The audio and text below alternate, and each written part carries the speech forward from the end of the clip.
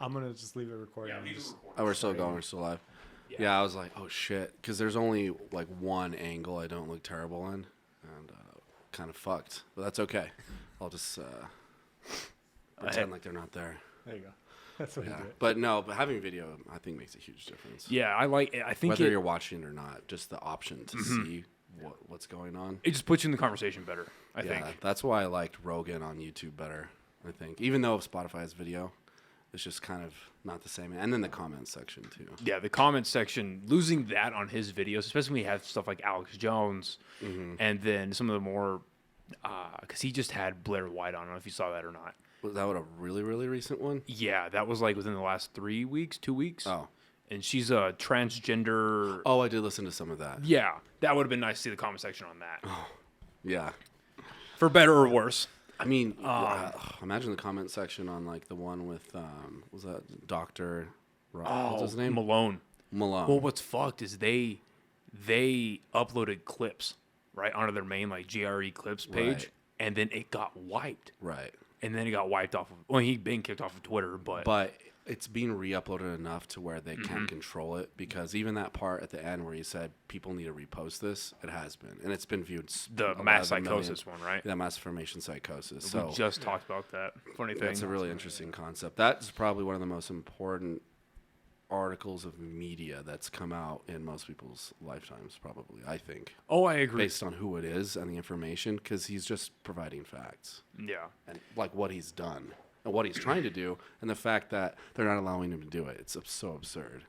You know, I do my best to like see both sides of an argument, even if I think the other side is absolutely ludicrous, right? So I've tried to find videos that are debunking what Malone is saying, or maybe saying that he's not painting the whole picture. And the best one I could find was this guy. He was some kind of neuro like scientist or some shit, and he had this graph. See if you can find this on YouTube real quick. Just look up debunking Dr. Robert Malone on YouTube. Yeah, you got it. Was he a neuroscientist or a neurosurgeon? I think he was a scientist, an actual scientist, and he's this dude with big puffy afro, right? Just because you have a PhD kind of doesn't mean shit. See, and I mean, MD versus PhD is a huge difference. Scroll down, see if you can find it. It's a dude. It's like a light skinned African American guy with a puffy afro, and I can picture him already. He's like a crazy looking Morgan Freeman. Yeah, pretty much. Like a Black Rick. And Can I say that? Black. Oh, I don't give a fuck, All right, dude. I'm not getting canceled. Yep. There you go. The animation go up 44 minutes. 44 minutes. Oh, this guy? Yeah. So go ahead and mute that shit, and then. Anti-science. Hi, I'm Dr. Wilson. I'm a PhD molecular biologist. Yeah, molecular PhD, biologist. that's what I Another fucking thought. COVID-19 Yeah, so debunking video. kind of scroll through it Now, until you see normally this on this pie channel, chart most with a of the bunch of time, different it's names on it. just me. So one of the It's things just that this me guy tries researching. bringing up, It's just me making yeah, videos. it's a And I'm pain. just an average. Yep, there you go. Back up. But I felt that Yep. this video Interesting was pie. really I've never seen a pie chart like that. If you cut a pie like that, you'd fucking be the worst person at the party. So what he's bringing up here is that because his big claim to fame for Malone is that he made the tech for the mRNA. Right. And so if you want to back this up about 30 seconds, I think that's when he starts explaining himself. Mm-hmm. Yeah, about right there. Fuck it. They said white hair, a white afro. Oh, did I? That's my bad. 'Cause I was like, wait. All right, so he's basically saying that he wasn't the only person involved, like, obviously. Yeah, and he starts bringing up a bunch of names. Like, you get your name on a paper. Like, I have names on papers that see I the remote. couldn't even tell you anything about the study. Like, not one thing. Yeah. Because everyone wants their name on a publication. So it's like the freaking techs, the students, anyone walked in the room while it was being worked on, like, you got your name on the paper. So it's easy to build up a bunch of names. And yeah, of course, he probably wasn't the only one. Like, I haven't looked into this like at all, but my guess is he was the lead scientist on the project. See, and that's what I picked up too, is that, of course, you're not going to be the one guy. There's no one guy in science. Right. That's the whole point of science. But I'd imagine he was just the lead person. And I tried finding more things to debunk what Malone was saying. But it's either just sitting on a soapbox and saying why the author of whatever video was correct, right? Or just a bunch of nonsensical shit that you can't just, even someone like me who's not scientifically inclined, could just see through. Yeah. You know, I Yeah. don't know. And it's scary, like, when, because the CEO of Twitter just stepped down. Oh, really? I don't know if you heard about that or not. No. Yeah, Jack Dorsey just stepped down. And admittedly, the conspiratorial part of me looks at that because the time that look up if you can find the date when Jack Dorsey stepped down as CEO, because it was right in the thick of the Ghislaine Maxwell trials.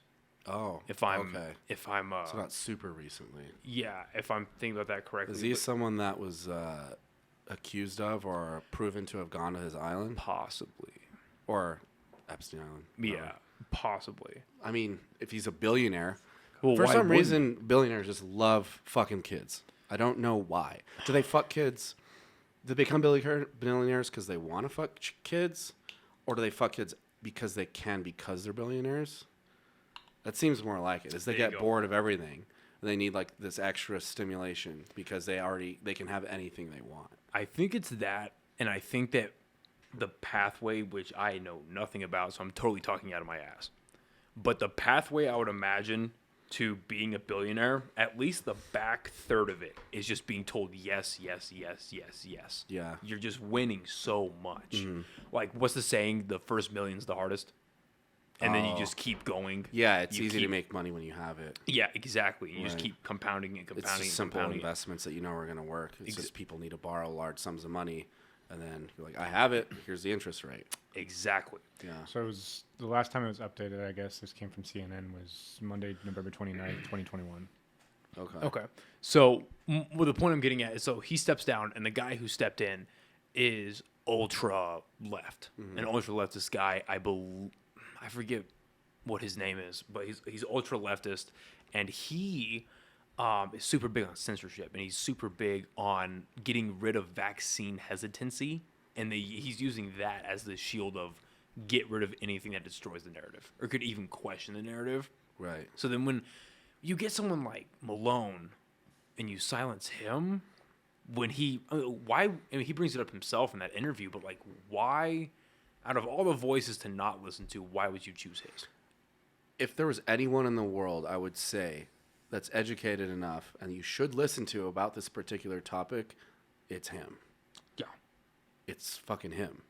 So this person on Twitter who probably has zero background in epidemiology, immunology, infectious disease, vaccines, or medicine, decides that this person needs to be silenced. At a certain point, I don't know why all these social medias are so fucking left and just extremely biased. That probably has to do with their origination in Silicon Valley and, goes back to all that. But at a certain point, there has to be some sort of regulation if your platform can affect society. Similar to, monopolies, I think there eventually should be regulation if something becomes too powerful, because it ends up being one person can just use their bias to change things for the worst if they wanted to. Right. Not that they would, but that capability, that's dangerous. Oh, and I agree 100%. And it's funny you bring that up because when the whistleblower for Facebook came out, that was the big thing that she was talking about, was the fact that they had the ability to not control the election necessarily, but really like do what they claimed that they were doing, which is get rid of disinformation. They had the ability to do that, and they chose not to. Not only did they choose not to, they leaned themselves more to the Democratic side to get rid of any information that had to do with Donald Trump, whether it was correct or otherwise. Right. And then when the election was done, they just pulled their fact checking. They just stopped it. And so pulling the fact checking mixed with them knowing about a bunch of groups that were getting together that would eventually evolve into the insurrection that happened. They knew all of that was happening, and yet they did nothing about it. Right. And then I think it was about 6 weeks ago, because they had that initial panel with the whistleblower, they come back and they get Facebook's lawyers in the same kind of like congressional panel, and they tell them, or they get the lawyers to say that they're independent fact checkers. So whenever you get I'm sure you've gotten it, where you share something on Instagram or Facebook and it has the warning like, hey, this might be partially incorrect, or this deals with COVID-19. If you want more information, go to the right? Right, yeah. So the people behind that warning, they are only considering that partially untrue or considering it back what would be under the shield of like vaccine hesitancy based on pure opinion. Right. They finally got him to admit it. Really? Right. So that was the first part of Facebook controlling things. And the second part, which was really interesting, they pulled it out. And again, I think it's something that everyone knew about, but no one really acknowledged publicly, was Instagram specifically, their influence on young women between the ages of 13 and I think 23, 24, and specifically eating disorders. Specifically, and the fucked up part is that they had data that tracks all of that, and they did nothing to stop it because they knew that all these eating disorder pages and all these, like, you know about as well as anybody else what actual fitness is, and that there's a huge spectrum, but there's also like that, I hate saying the word because it's been so construed now, but like the toxic sect of the fitness industry, right? That's not, starving yourself is not fitness. No, there's unhealthy. There's like bodybuilding starving, but then there's like starving just to lose weight. Right. Both of which are unhealthy. Yeah. But I think the other one is more prone to leading to severe mental illness. Yes. That incidence and prevalence of body dysmorphia, specifically in that demographic, is insane, and it's increasing, as well as like suicide, depression, anxiety, all those problems, and it's all directly related to that. Absolutely. They don't give a shit. They care about their bottom line. All their algorithms are based purely on profit. It's just, if this line gets higher, if we do this, they're going to do it. That's the whole problem behind the algorithm and what's been leveraged by all these, people that want to influence things like the elections and things like that, because fake news is 6 more times more likely to be clicked. It's all clickbait shit. Yeah. And what right now, and that's the reason behind this hysteria of COVID, is because bad news about COVID gets clicks. So that's why you can like Google any fucking 6-digit number and COVID cases, and you will find an article that has that exact number. That's insane. Yep. Because they want to keep your attention, they want you to click it, and they don't give a shit whether it's true or not. Because the longer they can prove that their website gets all this traffic, the more advertising revenue they get. That's all they care about. Yeah.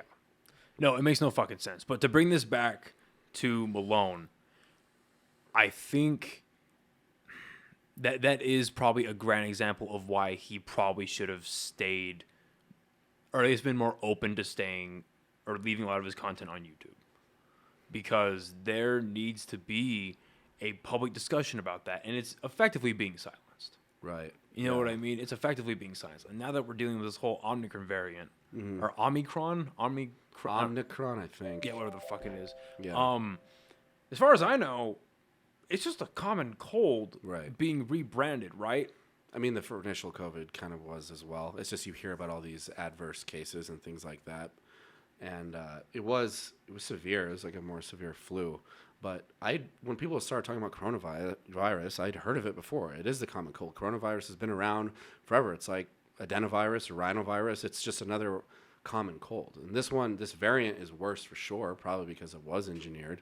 But now that we're on this version of it, it's so much less severe. But it's also so infectious that everyone's going to get it. Everybody. You're fucked. No fucking masks, no fucking social distancing, no nothing's can prevent people from getting it. They're going to get it. You infect 10 people per one person that's infected. This is unavoidable. But I don't think it's killed anybody. So Specifically the Omicron variant, and I which think is you're what's right. around Can now. you pull that up real quick? Can you see if Omicron has killed anybody yet? Malone said it hasn't, and that was like pretty recently. But again, it's like that's surprising that statistic would even be out there because there's so many deaths from the alpha version of COVID that certainly weren't from COVID. So I'm surprised that stat is not being continuously skewed because they keep trying to push all these mandates because of COVID, and it seems like they just want to drag it out as much as they can.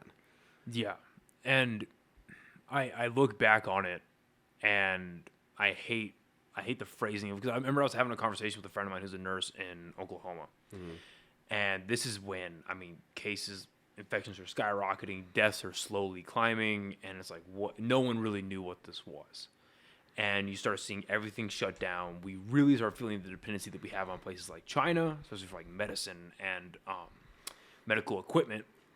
I remember that was the huge thing, was put everyone on ventilators. That was the huge conversation for about 6 months. Then it was ventilators are killing people. Fuck, get them off. You know. But my point is, I remember having this conversation, being like, you know, I feel like this is, when we look at this in hindsight, because I didn't think we were going to be in this longer than a year. And I was like, when you look at this in hindsight, this is going to be like the medical version of 9/11. Something real big happened. We see that what would be our national security for that, but our medical dependency here is absolutely fucked. Our medical system sucks. We should really reevaluate. Look into something like a universal healthcare system. Look into something like make all of our shit here in the States so we're self-sustainable. Problem is Americans are fucking lazy. Exactly. Look how many people are working now that get stimulus checks and unemployment. Nobody. Exactly. You put a warehouse here. Apparently there's a documentary. I think he talked about it where they put some sort of Chinese manufacturing plant here to see what would happen. Americans aren't going to fucking do those jobs that the Chinese are doing. Well, we just got an Amazon warehouse, right? And they are desperately hiring for people, and nobody's fucking going. Right now, granted, Amazon has a horrible track record of treating their employees well. Absolutely, yeah. But you I can't mean, move up in the company. It's like basically written in. Yeah, yeah, that's super very fucked. overworked. Yeah. But the reason I bring that up is like the way that COVID, in my opinion, is being used. It's the same way that 9/11 was used to introduce the Patriot Act. You know, it's just this is that much more government control, that much more government oversight. And if we aren't, like, if something doesn't happen, a grand change, or just these politicians grow a pair and say something about this, like, we are on our way to, I think, to a vaccine passport and a social credit system. Fuck that. I think we're on our way. No power like that's ever been given back. So once we give it up, we're fucked. Well, the moment that the lockdown started happening, I was having this conversation. I've had this conversation with you a million fucking times. But I remember having this conversation in the beginning of the pandemic with my buddies, with my chick, and I'm just like what you just said. This type of power, whenever a government gets it, it's not unique to us, right? It's the new form. But exactly right. It's never given back. In what universe do you think they're going to have this power over us and say, oh, no, we're all done. We're good? Never. In what universe? Never. Right? And then we got, and I mean, again, these people aren't dumb. They're assholes, but they're not dumb. And so, like, when New Mexico specifically, and I feel like every blue state went through this, when they had, like, 3 months of no masks, of everything's open, we're all good. It was like, you know, you're letting the fish kind of swim a little more, and 3 months later, you reel it back in. Yeah. Yeah. So disappointing. To me, it's sort of like the body. So if you get an infection, a lot of times you'll take like a steroid, like a prednisone, because the inflammation, your body's reaction, damages you more. And to me, the COVID reaction did way more damage than the actual virus. Our reaction to it, or the government's fucking reaction with the mandatory lockdowns, which were going to be proven by those 3 epidemiologists from Harvard, Stanford, and Oxford, that they were going to do way more damage. And of course, they found those emails from Fauci that basically destroyed their careers. Fuck me. Thank you for bringing that up. Can you? So real quick, actually, before we get a little sidetracked. I'm sorry. I'm on the wrong. Were you able to find the deaths for Omicron? Yeah. So I found this study, actually. So a study from News Medical Life Sciences found that out of the fucking 6,314 cases of Omicron that they were picking out, there were 0 deaths. It's just less than Delta. Well, Delta was the one that people were actually worried about. Yeah. So here's Delta, and this is from the CDC's page of like Delta being like the most transmissible. My eyes suck. Can you zoom in a little bit? Yeah. Please. Thank you. And that's just the Delta's number. And then this is Omicron now. So now Omicron is becoming the most prevalent. Most by prevalent. Far. But what it says here from this study is that the risk of hospitalization or death was 68% lower in cases with Omicron infections compared to Delta cases. After adjusting for vaccination status, risk of hospitalization or death was 54% lower in Omicron-infected patients. Okay. Yeah, I still can't go in a gas station in New Mexico and take a shit without a fucking mask. So stupid. Yeah. So two things to touch on. With the vaccination statuses. Did you see what the CDC put out with the new, like, not mandates, but like the new ways to frame COVID, pretty much? I don't know. So, if you are vaccinated with Pfizer and Moderna, if you're vaccinated with Pfizer and Moderna, and you got it, like you completed the series longer than 6 months ago, and you are not boosted, you are considered unvaccinated. If you got the Johnson & Johnson jab, the single jab, and you are not boosted, and you got that jab longer than 2 months ago, you're unvaccinated. You'll be shitting me, dude. 2 months for the Johnson & Johnson. All for something that was deployed in the middle of a fucking pandemic, which they should never have done, which is causing all these mutated strains, which now we found that makes you more susceptible to getting COVID. All of them make you more susceptible to getting it. Yet they're still forcing people to do it. They don't give a fuck if you have antibodies because you've already had it. They're ignoring basic fucking science, basic fucking facts, and all because of fucking money. Yep. Because the vaccine, Pfizer, and all these fucking companies, it goes all the way up to like Vanguard and companies that own these companies, and they all fucking own the politicians because it's so expensive to run that they're all bought and sold. So they're forced to do all this immoral, illogical shit because they're bought by all of these companies. That's why they didn't want ivermectin, because it's 1 penny per pill. There's been no adverse effects, and then the way they framed it, with Rogan, everything was so absurd. The horse dewormer. Like saying, Joe Rogan can't survive longer than a day without using something normally used for engine coolant because he drinks water. Bro, yeah. What the fuck world are we living in? Yeah, so fucking dumb. It's like, almost everyone I talk to is on the same page as everyone that I talk to. Same as this. So who are all these people allowing this shit to happen? So here's my theory. I think that Bots? Okay, yes. So there is the argument for like the Russian and Chinese and Iranian bots that we know are on the internet, right? We know about that. 19 of the top 20 Christian pages on Facebook are all fucking Russian bots.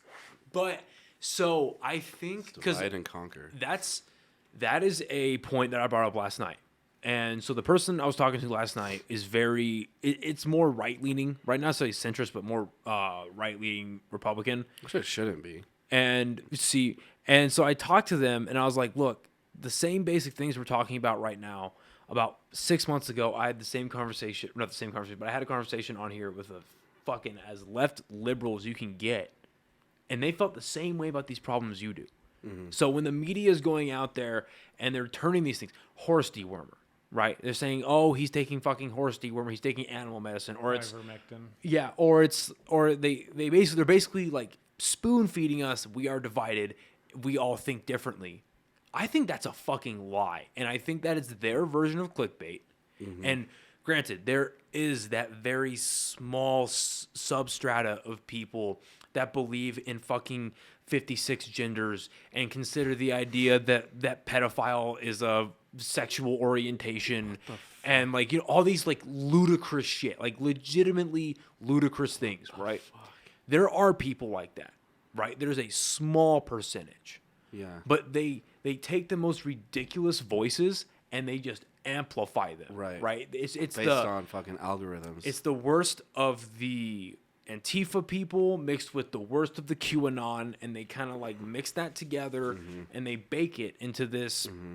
horrible clickbaity thing. Mm-hmm. But in reality, shit casserole.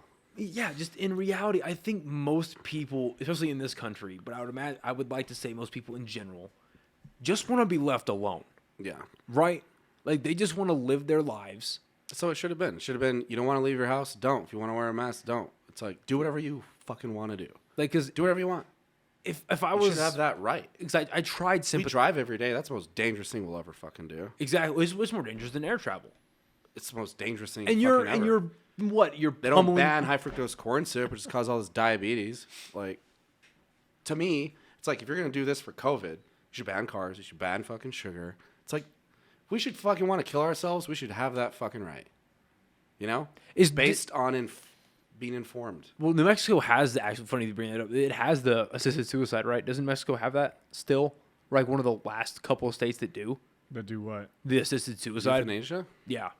I didn't know that. I think we don't. I think we are. Maybe I'd I'm be wrong. surprised. I don't know. I don't read. I I'm don't dumb. think that's anywhere in the U.S., but that'd But- be cool. But I just I think know Oregon does, and I think Washington State does. Oh, okay. Assisted suicide. yeah. But I really think they just take the absolute worst Oh yeah, New of Mexico what these. legalizes assisted suicide. Yeah. This was They take the absolute worst April 2021. of what these Sure, there's people. a lot of fucking stipulations to qualify. Yeah. Probably. I couldn't even get food stamps. Well. I'm just kidding. I think they take the absolute worst of what these already crazy organizations have to offer, and they stamp that as what America thinks. And yeah, I think it all comes back to the inherent problem with all these social media's algorithms for attention and clicks, and the people that wanted to perpetuate and propagate it did, and then based on that, all these pharmaceutical companies just basically took advantage of it. Yeah. Well, here's what scares me, because you're completely right, and the pharmaceuticals have the ability to do that because at the end of the day, Facebook, Twitter. You have Mark Zuckerberg that controls Facebook, Instagram, and WhatsApp, and there's Twitter. And I guess you could consider YouTube as a social media platform. Is that one by Google? I think. So they're not as bad. Yeah, they're not as bad, but still pretty. Still bad. They still Yeah. take So- shit down. So you have those three groups, right? And they're still considered, and they will be for the foreseeable future, as private businesses. So they Right. can do really whatever the fuck they want as long as they're Right. not breaking the law. And even then, we're obviously seeing that the law is being bent for them. So I've heard the argument that you should make social media and the internet in general a public utility. So that because if you don't have access to the internet, how are you going to get ahead? How are you going to get a job? How are you going to be sustainable? Right? So there's the argument for that. But then what I'm afraid of is that when it becomes that public utility and the government has the access to it, what the fuck? Because we already see them influencing it and we already seen them controlling it. But when they can actually get their hands on the cookie jar and start doing whatever they want, it's kind of a problem. Becomes North Korea, becomes China. Mm-hmm. We're slowly devolving into an Orwellian society, and if we give up our rights, like the social credit system, which is already kind of in existence with credit, Yeah. this credit score, your FICO, but it's not as bad as it could be. Like they've already implemented in China. Like if you're these cameras everywhere, and if you're caught like jaywalking, it decreases your fucking score. You give it your browser history. You have I was about to bring that up. to like increase your fucking score. I found that I yesterday fucking when we never talked would. about it. Oh, so you I did gotta find that? Yeah, I gotta find it again. Yeah, you did find that because they're trying to propose that here in the States. Yeah, Which and is it's voluntary, but that's disturbing. It's really disturbing. I swear to God, before I left here, I was like, we'll eventually talk about COVID. I'm like, it's unavoidable. Well, I mean, it's because here's my thing. I go back and forth, especially in the last couple of months. I've just been stressed the fuck out, just about life in general. But with the move and just my job, just a bunch of shit that's going on, right? And then I sometimes I have to take a step back and I think okay, there's a lot of things that I can't control is going on right now with that kind of stuff. And I just got to deal with it and go on. That's fine. I'm pretty decent at managing it. But how much, not just for the general, because we have a huge mental health problem in our country as it is, even before COVID. And it got so much worse. And it got so much fucking worse. But I think about it, I'm like, okay, how much of this stress is being any kind of amplified due to what's going on with a lot. Like, it's being significantly you know what I mean? increased. It didn't catalyze it, but it certainly amplified it. Even it comes down to our lack of socialization and interaction from the lockdown, and then it's continued with mask mandates. Do you strike up a conversation with a stranger at a fucking grocery store? No, because you can't see their fucking face. Yeah. No one talks to anybody like they used to. No one's friendly. And then that's just now. That's when we're open, quote unquote open. Like the lockdown, especially if you're an extrovert like I am, like I feed off the energy of other people and conversation and things like that. And when they didn't allow anyone to do anything, it was just, I didn't realize chronically how much that would wear on people. And I know the mental health of the country or the world, and especially this country, because of the idiots in charge, the mental health's definitely declined. Yeah. Universally. I don't know if anyone besides billionaires that are happier now than before the pandemic. Yeah, no, and this reminds me. So our first episode, the first episode that we did was just me and him, And so he's a firefighter. And I remember asking him, like, when you go out there and you're on calls, and even if you're just riding around in the fire engine, because he's obviously out in the public a lot more than I am. But, like, I remember just in the early days of the pandemic going out and just feeling the tension, right? Feeling just the anger or the depression, the anxiety. And I asked him if he felt the same thing. And the long story short was yes. And it's gotten a little better recently, but even then it's, last night I went to go get food, and when I walked in, I forgot my mask. I mean, I still fucking do that. I still do. I'm still not used to it. It's weird.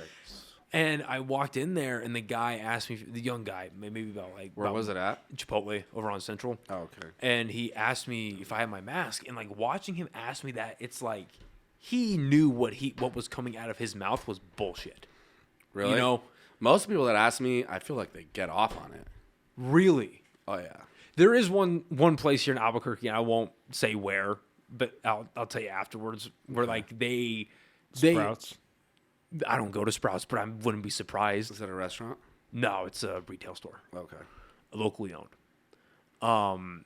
And they like love calling people out on their fucking mask.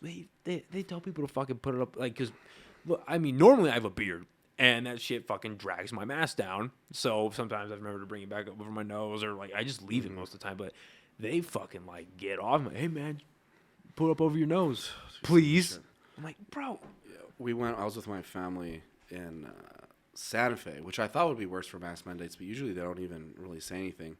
But we're trying to get chips and salsa after we went to dinner, went for a walk and stuff. And so we found a restaurant, and they told us to put on fucking masks. We didn't have any masks. And so, the people that use like crocheted masks, and it's just, you have to have like a shoestring over your fucking face, and they usually say it's okay. It doesn't have to be N95.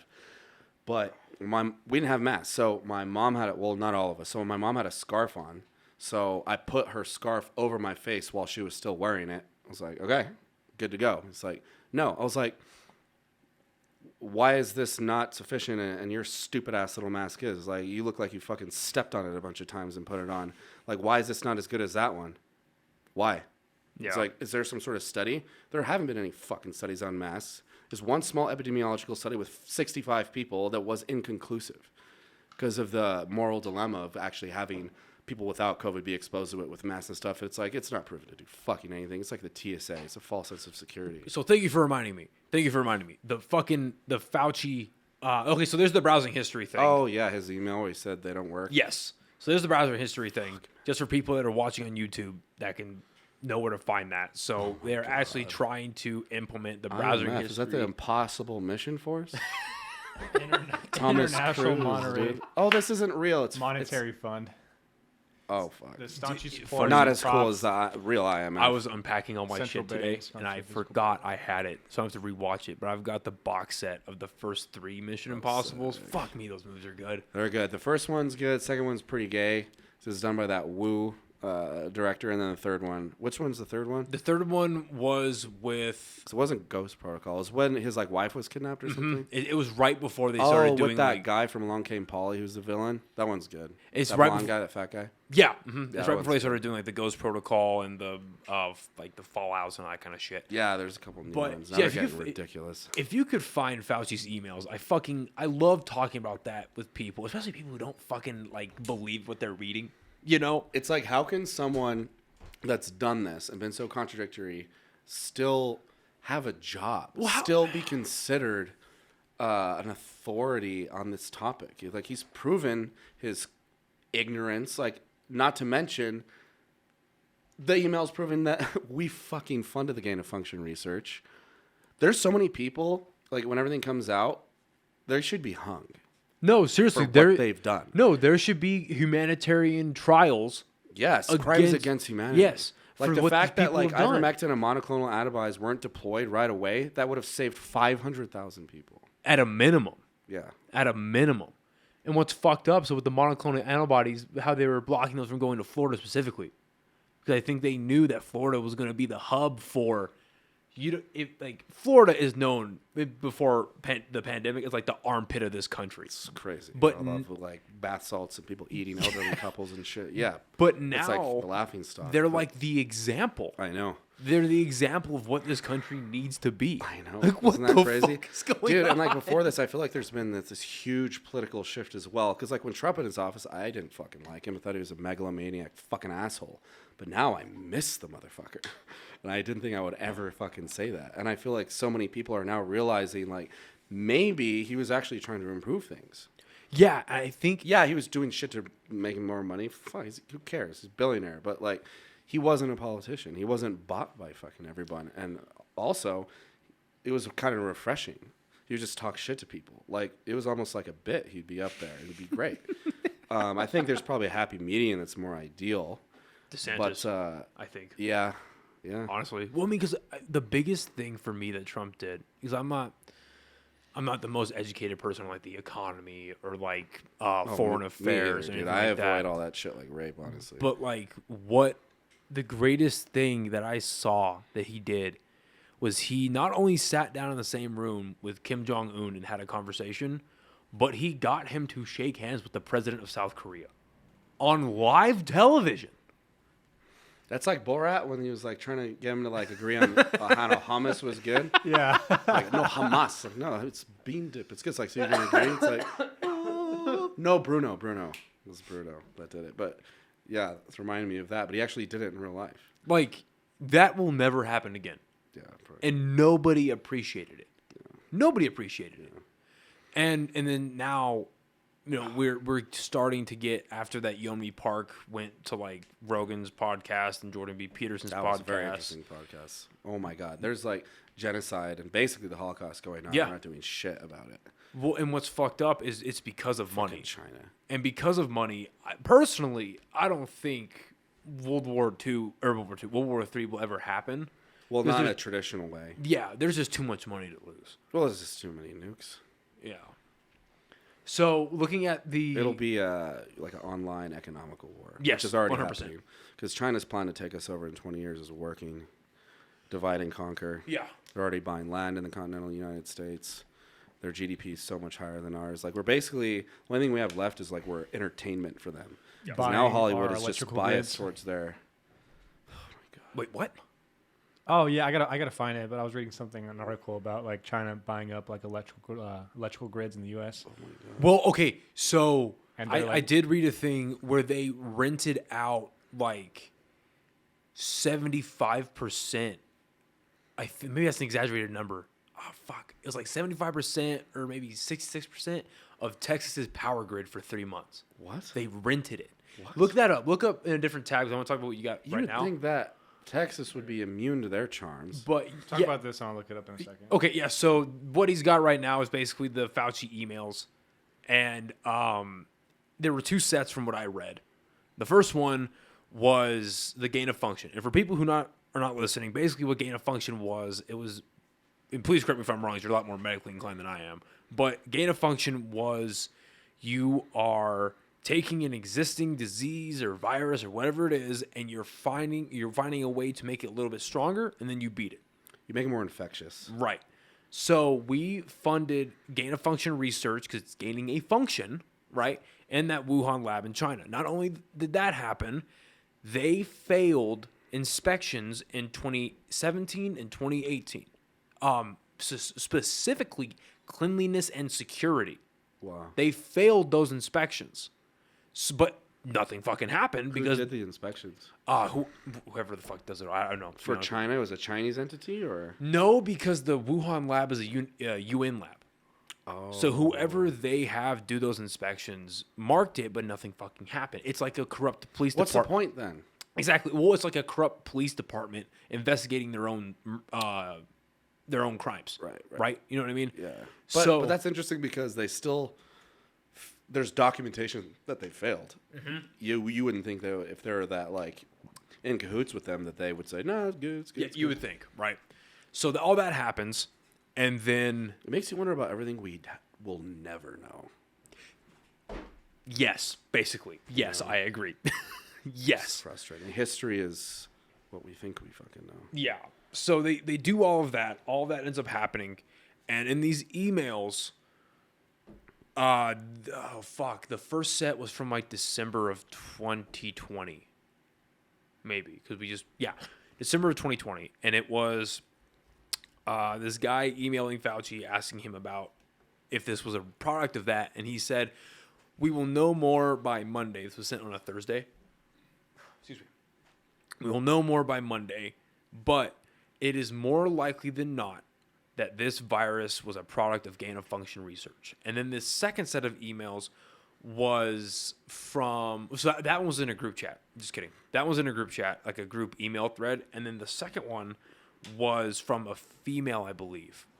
Female scientist going to Fauci. And it was, hey... or no, maybe the one with, I get this mixed up all the fucking time, but I'm pretty sure, the gain of function was a female one, and then the mask one was from a male. It was from a male colleague. And he goes, hey, Fauci, just be honest with me, do these masks work? And he goes, from our research, we have found that in large, masks don't work. Now, granted, they will more than likely protect someone, like a second party, from bigger, I'm trying to remember like the specific word he used. It was so stupid. Like the bigger droplets, like if you sneeze or you fucking like cough really loud, right? But generally, masks will not protect you. And so I remember reading all of that and being like, okay, well, this is the end of Fauci, right? Fuck no, obviously not. But I should have been. When I think about this, specifically the masks, and a lot of people in person, I've heard this argument, and obviously online because everyone's fucking talking shit online. Mm-hmm. It's, well, wearing a mask isn't a big deal. Get over it. And I'm like, you're right. Okay, putting a mask over your face or putting a piece of cloth over your face we is should not wear a butt big deal. plugs so we don't get AIDS. How about that? It doesn't bother anyone. Kind of feels good if you fucking put enough spit on it. So, let's talk about this for like one more minute and let's talk about other stuff. Yeah, I agree. It's making me mad. Yeah. So makes like, me want to fucking put a butt plug in. But I think about it. I'm like, it's not a problem. I thought actually it would be funny if I was like mention in the middle of the podcast about my plug. I didn't put a butt plug in, but I saw one on my way out. Anyway, but it's like it's all I'm saying is it's a sign of control. You know, it's like you have a mask and it's like, oh, I'm still controlling people. It's almost like, where do they get off on that? Like, ha ha. Like, I made you do it. Like, making your dog, like, eat fucking, you know, so you hide his pill in peanut butter, and you're like, yeah, I made exactly. you do it. Yeah, and then, like, ultimately, like, I get people like this fucking dominance control thing, but what's, like, the end game? Like, everyone's like, it's all about control. It's like, why do they want to control everything? Why? I think it's a psychological problem.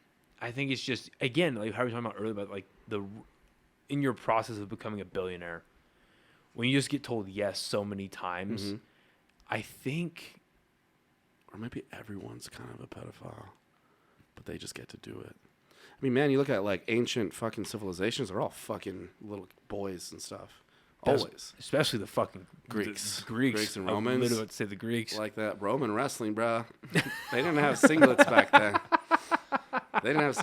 They would, like, marry 14-year-old boys and shit. Nude and oiled. It's like it's been ingrained into our fucking brain for hundreds of thousands of years, and maybe these people are like, I'm not going to ignore it anymore. I'm going to suck a little dick. It's fucked. And then, like, you think about all the shit that Alex Jones kind of preached about 10 to 12 years ago. Homosexual interdimensional frogs, or what is it? Well, there's a couple things he talks about. So it's like everything. I used to hate him. I think he's hilarious. Well, every conspiracy that he's talked about is starting to come true. A lot of them. I don't know about all of them, but... Well, where he shot himself in the foot was the Sandy Hook thing.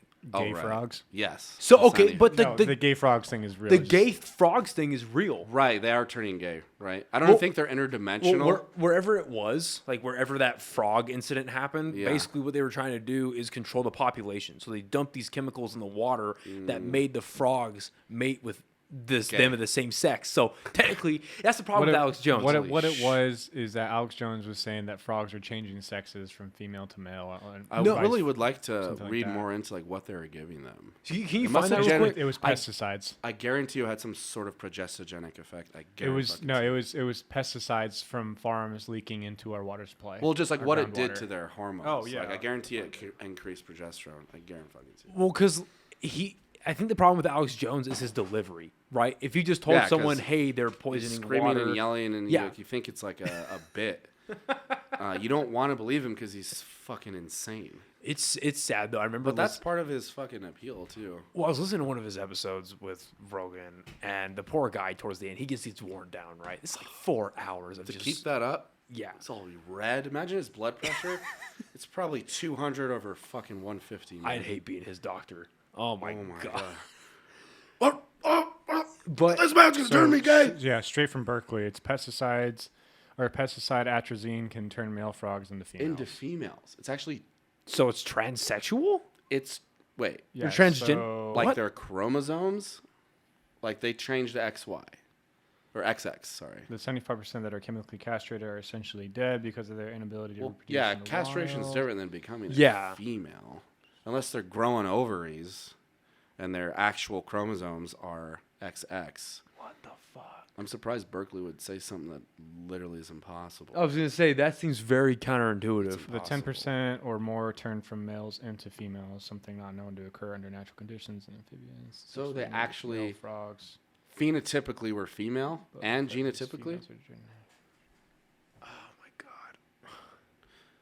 I have no fucking clue. That's so weird. I don't know much about frog vaginas.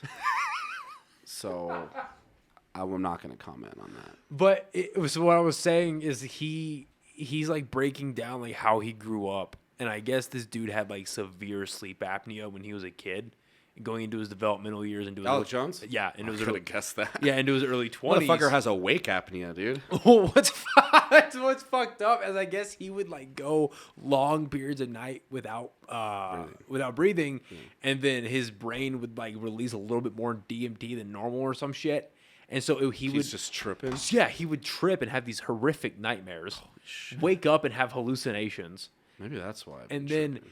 and then what I think about is, well, if you go through that growing up, right, and then you get your professional career and you decide to go into conspiracy stuff, and you're trying to crack down on the world orders and the governments of the world being evil, maniacal, and pedophiles and killing people and suiciding people, you spend the better part of 20 years doing that, and then you spend the better part of 20 years doing that, and everyone's calling you a kook, a liar, a crazy man, a psychopath, any type of just fraudulent term. And then and you're right, which is fucked too. Like about most of it, right? You're right. And then for the last like 6 years, people are saying maybe he was right. We don't know. Maybe he was. Good on him for being persistent, man. Right, but what would that do to your mental state? To have That everyone would- slander you, like millions of people constantly? Yeah. Clearly nothing, because he kept doing it. Because that really affected you. Just quit and work at Home Depot, man. Like, I get fucking one negative comment. I just want to quit everything. Stop. Never post again. You get a negative comment? When? I used to. People call me a pedophile now, but I used to get some negative comments. For the most part, it was pretty positive because people knew that my followers would just pounce on them and destroy them. So I didn't really have to do anything. Pedophile. This is my girlfriend's 14 years younger than me. She's 21, though. Yeah, I was going to say, yeah, I'm actually a little older than 21, but Yeah. fuck. I don't know. It happens all the time. Dan Bilzerian's last girlfriend was 19. Fucking, what's the age difference between Elon Musk and Grimes? Like, Oh, yeah. That's iffy at best. it's pretty fucking common. I don't know. It's just people butthurt that they'll never fucking have a chance. Most of the people in those comment sections making fun of who other people are being involved with, again, under the conditions obviously that is legal. Most people that talk shit about that, it stems from a huge insecurity. Oh, yeah, absolutely. Absolutely. Like her Reddit, they created a subreddit for her or whatever, and it's just become a Reddit talking shit about me. It's like none of the comments are about her. It'll just post a picture of her, and it'll just be like, Garrett did this, he's grooming her, he's doing this, fucking pedophile, he's a piece of shit, all this stuff. So it's just a roasting subreddit for me now. I don't fucking care. She funny. kind of bringing it back to the toxicity of Instagram. Yeah. Without going into too much detail, 'cause I don't want to air out her own stuff, but that interview she had with Eric, the bodybuilder, Greg Duchette, yeah. Greg Duchette, that was a good interview. I really enjoyed that a lot, and I think that's what's so awesome right now about podcasting is big and small. And you would hope that people like Rogan aren't completely bought and sold, right? You would hope. Well, he's not, because Spotify gave him $100 million to say whatever he wants. Yeah, right, to do what he wants. If it wasn't for him, what the fuck? Right, exactly. Dude. So I think big and small like that, and I'm very happy that Rogan's still leading the way, and I hope that he's not bought and sold, and I hope that he continues to be that way. I don't think he is. Having conversations like that, whether it's questioning your government, questioning what's going on, or it's bringing light to these actual problems that are happening on a day-to-day basis. I mean, the person we're talking about, your girlfriend, she's got a what I would consider a significant following on Instagram. But there's people with no followers comparatively that would go through the same mental problems, but I would imagine, 'cause I've never dealt with it, but I would imagine bringing that to someone and basically saying the internet's hurting my feelings. Who relates to that right now? Like someone, I guess, like, because a lot of people like go to older individuals, right? Let's say you would go to let's say someone was a therapy, I'd imagine, and they tell some 50-year-old in their seat, well, the internet's hurting my feelings right now. That's the way that therapist is taking it.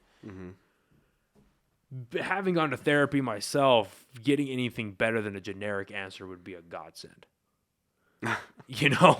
Yeah, I find, because I've been going to therapy every week for over a year. I just had my last session with him actually last week, but I found that I don't want to do it, and he fucking calls, and most of the time I answer, but sometimes I just don't want to deal with it. But I found that when I do, he's like, yeah, how's the last week been?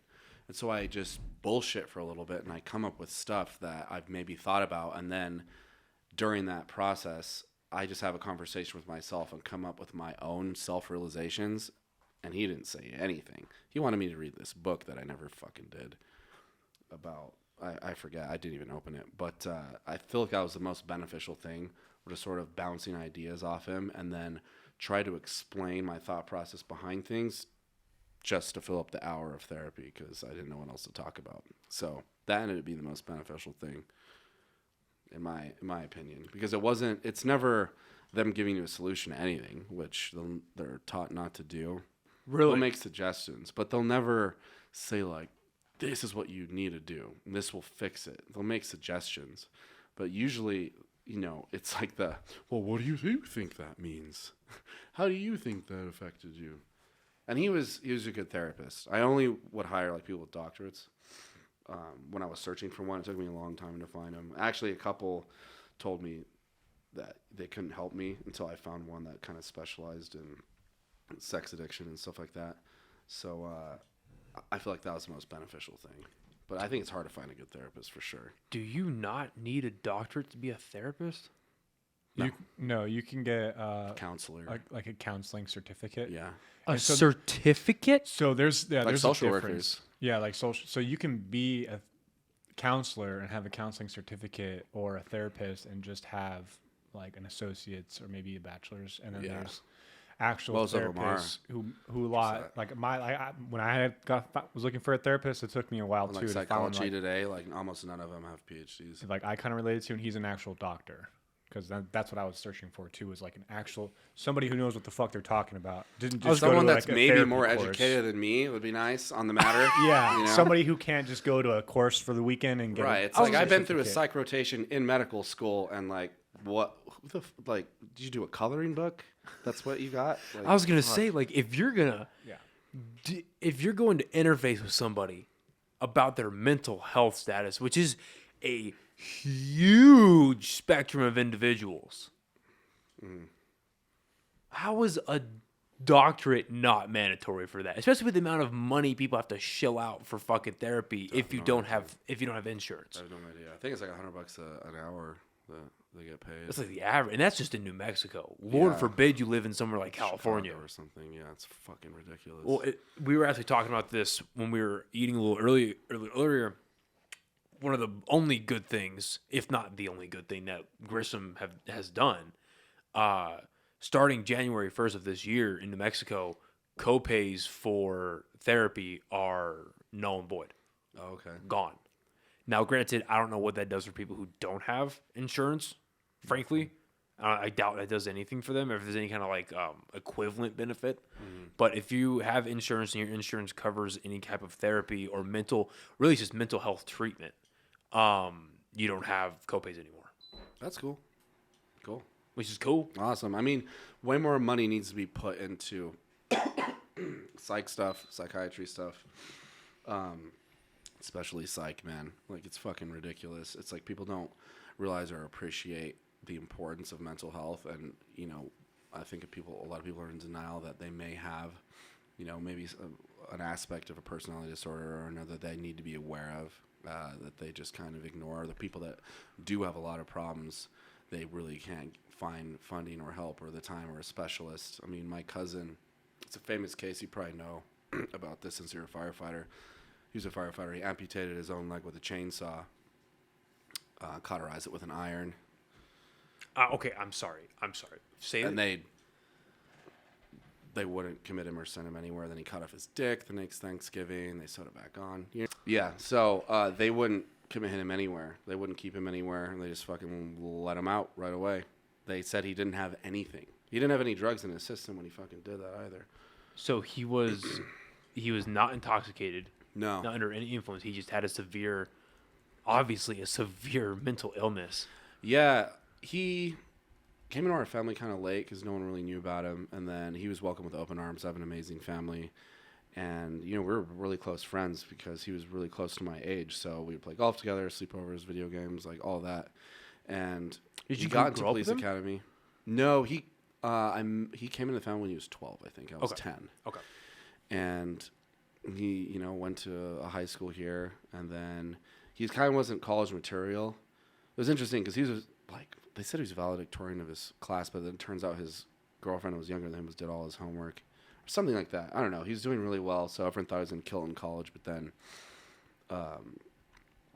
he got really obscure on the ACT, but then my uncle knows a lot of people, pulled some strings, got him into UNM, and I would love to read this paper, but this is, you know, what I heard, but they said based on his first paper in English, based on what he wrote, not that he need to work on it, not that he go into like a lower English class, but the teacher basically said, based on this, I don't think you should ever be in college, ever. And so I'm sure that was discouraging, but then he worked really hard and he got in the fire department. Obviously, my uncle pulled some strings because, you know, a lot of people, but he was doing well. He was fucking got fit. He was boxing. He was a really pleasant guy, really happy-go-lucky. But from what I heard, is he was at some party. There's a lot of firefighters there. And again, this is speculation. This is not him saying any of this, but they were doing some cocaine. He saw that. He'd never done it before. He'd only smoked weed. They basically were afraid they were going to rat him out. So they said, if you don't do this cocaine right now, like, we're going to fucking say that you did it. So he did, and I think that just with a mental illness, if you do something that fucks with your neurotransmitters, it can just cause an acute psychosis, and I think that's what it did.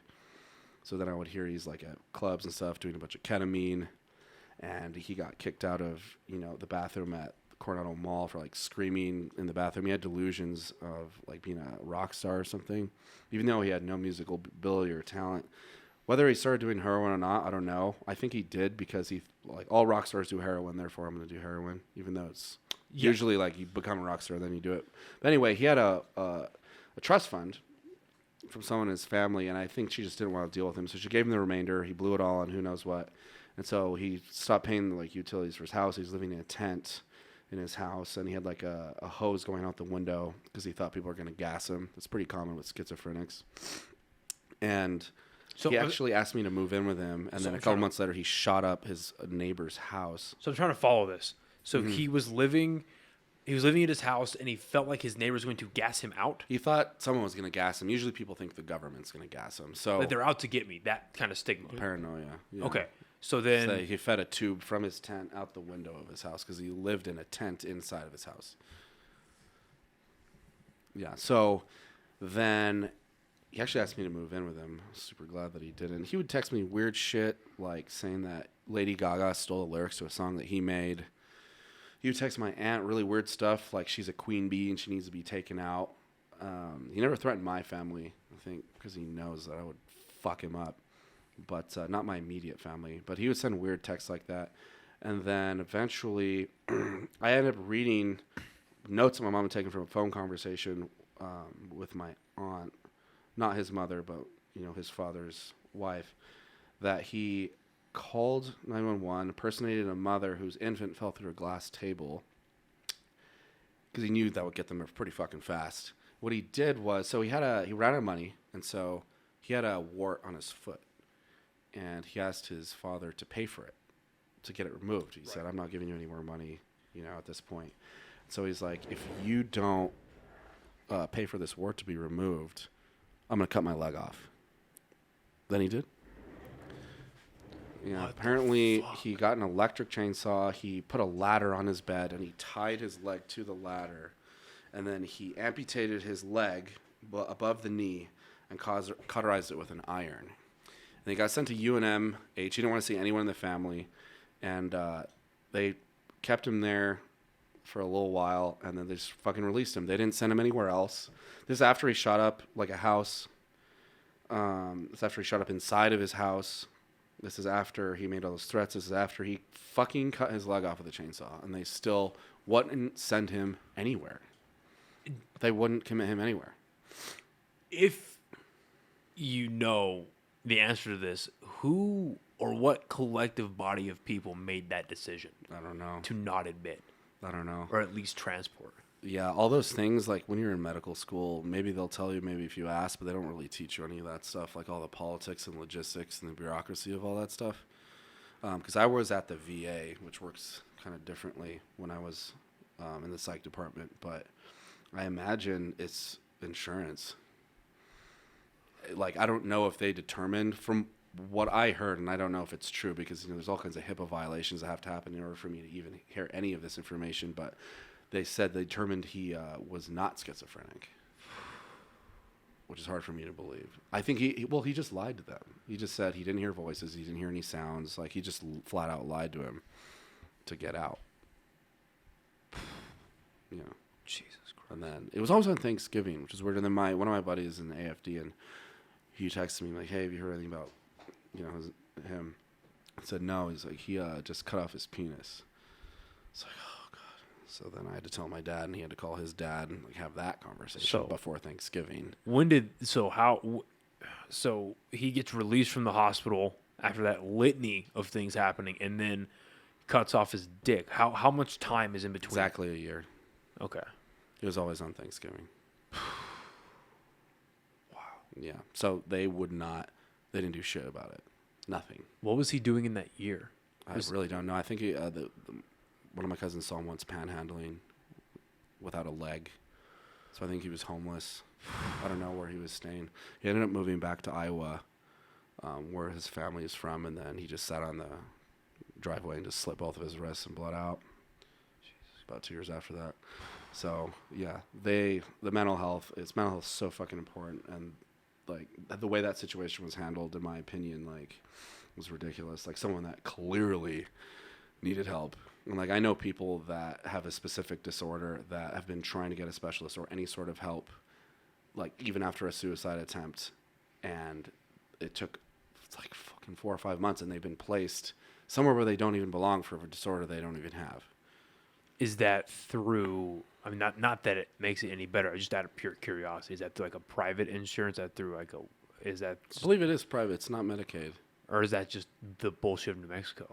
I just think or our country, the availability of the providers just isn't there. Or I don't know if they're at capacity all the time. Because psych is interesting because there's not really inpatient. I mean, there are, I'm sure, like if you're going to be committed, that's inpatient. But even like psych emergency, they just kind of hold you there. Right. When you do check on psych patients, if they're, kind of inpatient, it's just like, it's usually just managing their medication and changing things and making sure they don't want to kill themselves or someone else and just let them go. But they just end up coming back. Yeah. Or killing themselves. Because when I think about, you kind of brought this up in the beginning of this specific conversation, whenever I think about how many people are affected by a mental illness or a mental disability in this country, and you think, well, at least I think there has to be some sort of like litmus test for like what is like I said, there's a whole spectrum, but like what is the normal range to be in, right? And I'm starting to think that like everyone has some form of something going on, especially now. Like it's there's not black and white. Yeah, there's some sort of something going on, but just some people are either better managing it than others, or people just turn it into whatever they become. Like you always hear that the idea that people that are hyper talented, whether they're musicians, they're athletes, comedians, business owners, whatever it is, authors. I mean, depressed as fuck, right? They're all like severely depressed. Yeah, they're something is wrong up top, but they trauma or something. Yeah, but they used that, flipped it, and then turned it into something super productive. I mean, how do you do that? Like, when I'm sad, I don't do shit. like Stephen King, he is notorious for speaking out about his depression and anxiety, and he wrote some of his best books coked up in chain smoking. Like he wrote, I'm pretty sure he wrote. What's the other one did? Ernest Hemingway. Yeah. Oh, he died writing, from what I know. Fuck. I'm fairly certain he drank himself to death writing. Look that up. Look up how Hemingway died. But I'm pretty sure he drank himself to death writing. But I mean, King, he wrote stuff like Pet Sematary and Carrie and all that, absolutely coked out of his mind. He doesn't even remember writing Pet Sematary. What? Yeah. Really? Yeah, he doesn't even remember writing it. I remember all kinds of shit on coke. How can you not remember stuff being coked out? I don't black out on that. So I just think that some people are better at. You have obviously extreme cases like you had just brought up. But just with some people, they're able to manage it better, or they're able to like channel that better. It's like a fucked up wind up toy, and you just set it in the right direction and let it run whatever it's gonna run. Yeah, I feel like there's a lot more people that consider themselves depressed post COVID than ever. So I could bring it up, but so he almost died in 1954 after plane crashes on successive days, with injuries leaving him in pain. Successive days? Yeah, so crashed twice. Sounds like it. Yeah. Fuck. And then with injuries leaving him in pain and ill health for much of the rest of his life. In 1959, he bought a house in Ketchum, Idaho, where in the mid 1961 he committed suicide. Okay. Yeah. Yeah. He was already depressed, and then he fucking had a bunch of physical disabilities. Oh yeah, that was just yeah. Yeah. He lived on like that for like 2 years, probably. Totally fucked up. And yeah, it was like, nah. Dear God. It's like, I'm good. Yeah. So to switch subjects, something I'm genuinely curious about, and I know there are a lot of details you can't really divulge, but starting Legion Iron, which I owe you a huge fucking thank you, by the way, because Legion is the best gym in this state. Thank you. Hands fucking down. I think so too. I don't know why no one wants to go there. It is the best fucking gym. I remember because I had to spend some time overseas for a little bit, and I came back and the pandemic just fucking kicked off, which was like whiplash like no other. And I was like, fuck, because overseas I got super into weight. Like I've always been like into fitness and exercise, but I got really into a good routine of eating and lifting, and I really wanted to do bodybuilding. And I got into that overseas, and I came back, and everything fucking shut down. I was like, son of a bitch. What month did you get back? So I got back in March, and 2020? Then in March of 2020, and then I had to spend some time in Texas, and then I came back to New Mexico in July. And so by the time I get back to New Mexico, everything's back open. Right. And I'm like, fuck, okay, so I want to go to a gym. And I went to one of the chains here for a while, and I was just like, I can't fucking do it. You choose, you lose, man. And I went to one of the chain ones here, and I was like, I can't do this. I can't deal with the massive amount of people, just people in general. Right? I'm like, fuck. If I want to use this equipment, or if I want to have access to this, and I have to come in either really early in the morning or really late at night, that's annoying. You know what? I thought that, but now I'm recently learning that people complain about it and they say they hate it, but they fucking love it. They love it. They'll have a membership at Legion, and like this people that I know, and I've called them out, and they admit it, is they like that shitty environment. They like waiting. They like complaining about waiting. They like being dogged by people so they can dog them back and feel more aggressive. What? Dude, it was not something that I anticipated. Oh, I fucking hate it. I went to the gym yesterday for the first time at like 5 o'clock because my day was just kind of fucked up like that. 5 and p.m.? I usually go like around like 2 p.m. or 1 p.m. Super. Because Yeah, I have the that's 4 best days time, off. yeah. And then like, dude, I just went in the fucking corner, man. I found a corner. I brought my weights to that corner. And I fucking work out in that corner. Dude, you need to come to Legion, bro. A lot of AFD firefighters go to Legion. So I literally saw a truckload of them just AFD. clean the gym, and they get that free membership. I literally I saw don't a think they fucking truckload clean though. of firefighters roll up in all their AFD gear. Yeah, they park the truck outside. Yeah. So yeah, I went to a chain for a bit, didn't like it, and all I saw about obviously I've seen like the Legion building, right? How with do the freeway. Yeah, how the fuck do you miss that? Right, yeah. Right. And so I saw that, and I saw the pictures were of like the turf and a couple of power racks, and I was like, that's probably the place. I need to have better pictures on the website. That's for sure. Well, hey man, those Because it doesn't sold me. really describe. Yeah, I'm just like all about like minimalism. It's like clean stuff, not just like every fucking angle. You know, it's like you get the gist of it. But then once you walk in, it's like fuck. That's my idea of like people to have like some expectations, and it looks kind of grungy from the outside. It's an old building, but then you walk in, you're like, oh my god, high ceilings, brand new equipment, badass black and fucking red, aesthetic. That's probably why people thought I was a fucking Nazi gym, but I think it looks sweet.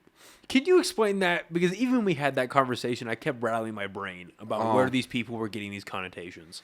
It was just some fucking Karen, man, that I think saw it off the freeway. I looked it up and then saw that it was like black and red and, the banners, the big banners, stuff like that. And the news interviewed me about it being a Nazi gym. So I had to explain that. The news, like the local news here. Yeah, I think it was Channel 13. Jesus I wish Christ. I saw the video because I ended up making like a parody, like remix video of it. Can you possibly find that, please? Maybe if it still exists. Channel Yeah, 13? Legion Iron Nazi. Just put that. And it was so funny because I went to the interview and I like got a black shirt and I just wrote my website on it like in a Sharpie. It was like legionairon.nm.com. But I explained that, it's owned by two Hispanics. The font is Soviet. The logo and name is based off the Roman Legion. There's Latin on the walls. Yeah. It's like, as a business owner, how dumb would it be to open anything Nazi themed in New Mexico? Yeah. Stupid. Again, clickbaity, right? Yeah, I thought it was Clickbaity. hilarious. Any publicity is good publicity for the most part. The whole retard CrossFit thing, I don't think was that good. That was fucking hilarious. I'm sorry. Thanks. I thought that was fucking... So For the most part, it's like everyone else at the gym will appreciate that this type of owner. So yeah, I rarely check I my... can't find anything about it. Yeah, I rarely I check... think they took it down. Because I've got 2 emails. I got like professional... Well, I got 3 now because of the podcast. But, Really, I have like 50. Oh, fuck that. I've got one email that's like for like my general. I sign up for Facebook, sign up for You don't have like a Instagram. porno spam one? I've not anymore. Yahoo. Yeah. I always gotta have one. But I checked it randomly and I saw an email from you, and I was like, It's rare. Did my bill I don't not ever go send through? emails, Yeah, yeah. did my bill not go through? And the long story short was some people went in with their personal chalk and wrote their workouts on the ground, which I agree. They did it with the damn chalk you're supposed to use for your hand, so it was extra, just like massive. Right. Like you can't remember to do 3 sets of 4. You have to fucking write it huge on the ground. And so they write this bullshit on the ground, and you made a comment about like, if you want special needs classes, go to C&M or some shit. I just told them there's a special ed program. It's having class. It's down the street. It's at C&M. If you think that would benefit you, and maybe you're remembering your stupid workout a little bit better. And so people took the Reddit, and Everyone on Reddit they was so put the fucking- screenshot on there, and we're Yeah. just like, it's the And most then everyone was awful like, thing. looking up shit about me. Yeah, he was kicked out of med school for this, and this, for professionalism. And then he stole the gym from his business partner, which is fucking bullshit, which, I guess we'll touch on a little bit with the origin of Legion. It's just all this stupid shit. Then them calling me a pedophile. Like, it all came out. People love it. People love it. So if you've done anything bad, or if they think you did, it doesn't have to be true. Like, that's all that people will talk about. Well, I was gonna think, like, even if you do anything of worth that People just want to bring you down. garners any sort of attention more than the average, exactly, the average begins to try to bring you down because you went out and did something. Yeah. That's great. So yeah, so where did where did the notion come from where it's like, okay, I could do this and be semi-successful at it, at opening a gym? Yeah, I didn't really even like think about the success of it, which I definitely should have. There's a lot of things I would have done differently, but so I had a YouTube channel that ended up being fitness, but it was powerlifting focused. The Masthetics, right? It's called Masthetics. And I ended up meeting someone. I already had the name for it. I had the logo. I had everything. And I moved back from St. Louis because I went there for a post-bac program after my nuclear engineering degree in order to do a bunch of shit to help me get into med school. So I moved back and I saw someone else powerlifting, and I kind of recognized him from when we were younger, like growing up in Los Lunas Bosque Farms, and we ended up becoming friends. And he had a little YouTube channel that had like 300 followers. And so I said, hey, I already have an idea for all this stuff. Let's just make it called that. And so we did. And after, 3 or 4 years, ended up being successful with like 60,000 followers. So it ended up kind of being, we had kind of started a cult, actually. It was fucking awesome. Like, if anyone pissed us off, like, especially if someone has a business, we'll just have our followers send them 1,000 one-star Yelp reviews. They're just fucked. We called it Order 6060, like from Star Wars. Yeah, we're huge Star Wars nerds. So okay, good. Order 66. It was originally used by this fitness YouTuber with Down syndrome who called himself Lord Vader, but his followers. Can you find that, please? The piss Lord, they call him, Jason Genova. He would order 66 people that wouldn't collab with him. And his piss troopers had a large crossover with the Masthetics Legion. And so we were the other people that could order 66 people. It was fucking hilarious. But so it ended up being like an influencer thing to start your own gym. And so our friend Christian has Alpha Elite, which is now Alpha World, I think. Or Alpha Land. It's Alpha Land. Is that here in New Mexico? Or? No, it's in Houston. Houston, okay. And it's like a facility that has like a hotel in it, 3 different gyms. Like, it's fucking crazy. He's a killer, though. He started Alpha Elite and 3D Energy Drinks. He's one of like the OG guys on like YouTube Fitness. Oh, shit. Find that as well if you could, please. Yeah, Alpha Land opened January 1st. That's the headline. Oh, he's doing that hit by Piana? Yes. Yeah, he's the one that got slapped by Piana. Yeah, Lord Vader. Asked his followers to execute an order 66 people. He doesn't like them. With threats Yeah, dude. Online attack. So he ordered 66 Piana. That's why he was so pissed. And then he agreed to a slap fight, and he just fucking at the Olympia. It was it's probably the Arnold FedEx. at the Arnold Expo. Yeah. Yeah. I think I was there. I just didn't see it because he was next to us. I remember when that video went viral. That shit was fucking. It's because like Piana, they're doing the slap thing. Piana gets a good win on him, and it just keeps going. Oh, he wanted to fuck him up Yeah, so and bad. It was, everyone's like, "What the shit?" It was his way to assault someone with a mental disability legally.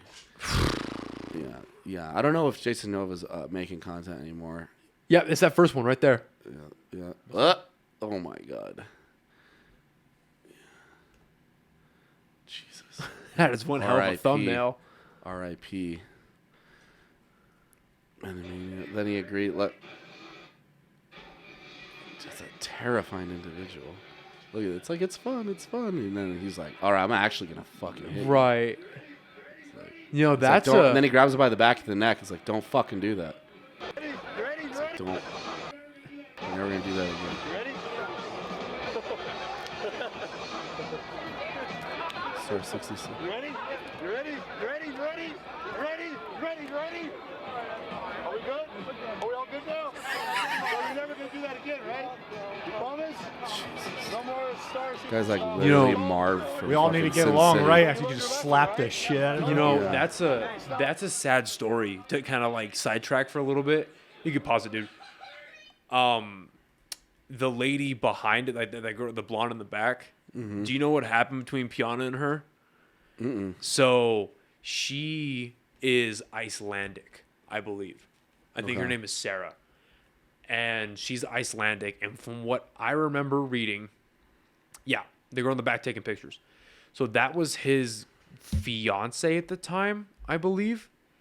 And she came to this country on a legal visa, right? A legal green card. Mm-hmm.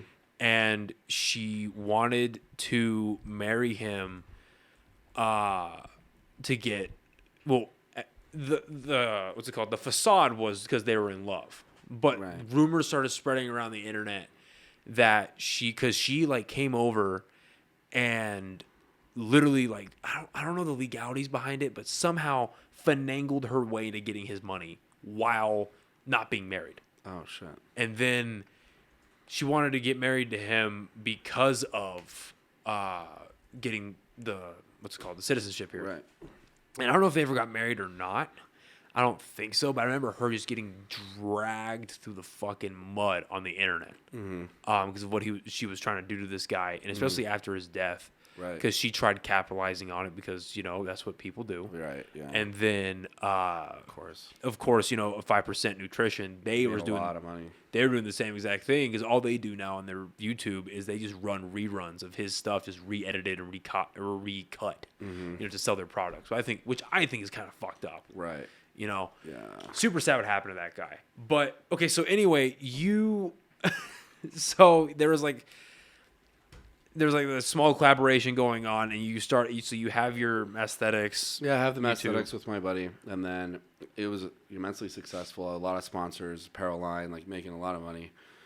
Fucking for someone that grew up poor as fuck, driving fucking. We had at one point a GTR, a fucking R8 V10, a 911 GT3, living in a townhome, in fucking med school, like fucking. It's like on top of the world, and so I just thought I was fucking invincible, and so eventually we started to talk about building a gym, and we were going to a small powerlifting gym that's called Zia, that's still here. It used to be like the only powerlifting gym, and we built our channel going there, and because it was like the only facility where had deadlift bars and a lot of. Because I was also simultaneously going for a world record deadlift, which at the time was 717, 165 pounds. And so people like watching because like him like we're best friends, like our dialogue together, we're like shit talkers. We're also not afraid to say like fucked up shit, as well as med school people like watching, and then people liked watching the world record. And so we had a lot of success, and so we ended up getting enough money to say, hey, let's just build our own gym. So that caused a lot of tension in the gym we were going to, and then he ended up posting something insulting the gym on Instagram, and we got kicked out way before Legion Iron was even barely even a thought. And so then we were kind of like went to ended up going to this West Side Power Gym in Rio Rancho. It was just a long drive, and it was kind of like a not a pleasant environment. It was like an old Napa, so still yellow walls, and it was just like I really do appreciate the guy letting us train there, and he let us train there for free because we tried going to this other local gym called Iron Soul, and the guy didn't even let me in the door. I didn't even know who it was. Apparently he was the owner, and I tried getting a day pass, and he wouldn't let me in. He wouldn't tell me why. And then my buddy ended up calling him, and he just said, like, it's not a good fit. This just won't be a good fit. It's like, what the fuck are you talking about? I guess just because we had a reputation for being a little wild. That's it. Yeah, I don't fucking know. No one at the other gym really liked us, just because they're all serious about lifting, and fucking it's like training saying to remain the same, and like I go in and fucking like shotgun a monster and start screaming, before deadlifting, just nonsense. Like one of the famous phrases was like, "Watch me play, playa," and I would just start screaming out like, "Watch me play, play, watch me play, play," just fucking cracked out of my mind. I actually didn't even do drugs back then. But Adderall is a hell of a drug. 1,3-dimethylmelamine, the original amphetamine in Jack, is a fucking hell of a drug. But just having the time of my life, lifting with my best friend, fucking going for a world record in med school, just like making way more money than we should have. It was just fucking great. And so I had enough money, and then found an investor who ended up being the other owner of the gym because my partner couldn't be one. We didn't tell anybody that. And so started planning the gym while I was in third year of med school. Which, working 90-hour weeks, fucking, it was time consuming. But at that time, like, I don't know, for me, when I have a lot of stuff to do, like, I'm very efficient. If I don't have anything to do, I have a couple things, I just won't fucking do anything. So, like, Rolling Stone gathers no moss sort of thing. So, I'd be in clinicals, I'd be doing my notes, seeing patients, like, organizing stuff, like, getting prices, like, all that, like the squat rack in the gym is completely custom, like talking with Rogue, making designs, like figuring out the layout, the logistics of the mats and the marketing and the fucking logos and like the planning of the opening and getting like influencers to come down. And like, it was a, complicated thing. Cause like when I do something, I like to fucking go all out, like over the top maybe even. But that's sort of my vision of it, was just to be this like big, badass, awesome facility that has everything for everyone all the time. That was a thing, because it's powerlifting, it's CrossFit, it's cardio, it has bodybuilding, it has everything, And so there's a huge buildup for it. And the problem initially, it was the beginning of the end for the business partnership with the business partner for YouTube, ended up being a manager, is his laziness didn't really affect too much for the YouTube, because I kind of just prefer to do it all myself anyway. It wasn't particularly interesting to be on camera, but that was fine. But then when I had to come to like showing up and doing something, like getting on your knees and doing work, just didn't do it. So we got in like minor like argument when we started building the gym, and I was kind of getting fed up with how rude he was to my parents, everyone that was helping, as well as like people that were our followers that came to help, like set all these mats. There's like 12,000 pounds worth of rubber mats, and a bunch of people came to like help set up, and he like wouldn't talk to any of them, just like on his phone. I started to get kind of fed up with him just in general. And so when I got upset with him about not returning this fucking pallet jack for a couple days, which was on my card, and I had to return it myself. And he just like asked if I'd return it. I'm like, yeah, I fucking returned it. And I just like slammed my door. And because of that, he didn't show up to help for 6 weeks, not once. So he shows up the day before we open, like, I'm here. Like, I'm the owner. Like, posting stuff on Instagram all the time that are screenshots of what I posted, acting like he was there doing it. And that fucking pissed me off. So I actually did give him another chance to redeem himself and work. And then during that time, I found out from all the younger kids that are around helping, like the interns and my friends, that he was just going behind my back and just slandering me, saying that, he thinks I'm going to kill him to kill him and like take over the business, and like all these lies about me. And so once I found that out, I was like, you're fucking done, dude. So kicked him out, and then he was never allowed back. But then, he decided to then hire his little lawyer buddy from high school, was representing pro bono, and sue me. They got me kicked out of the gym with a temporary restraining order somehow, even though he wasn't an owner. And for 2 weeks, and then I went back in, and he was never seen again. Jesus Christ. Yeah, that's like the shortest version possible. Yeah, I was gonna say I didn't say anything for a couple months, so people believed his version of the truth based on like a story he just typed up in his notes app and screenshotted. That was just absolutely fabricated, total bullshit. But I didn't say anything because I didn't want to give them any evidence that I had, because I had all the paperwork, all the documentation, videos, audio, text. Like, I had fucking everything. And so I waited to drop that until I knew like we were fine legally. And then I had like this website called LegionIronTruth.com, and I had 2 YouTube videos that dropped. Like, one got 47,000 views. They're both 45 minutes. The other one got like 30,000. And I even uploaded the audio footage of me roasting him when he showed up before the opening that my sister recorded, apparently, of me just ripping his asshole in half, because it was fucking entertaining.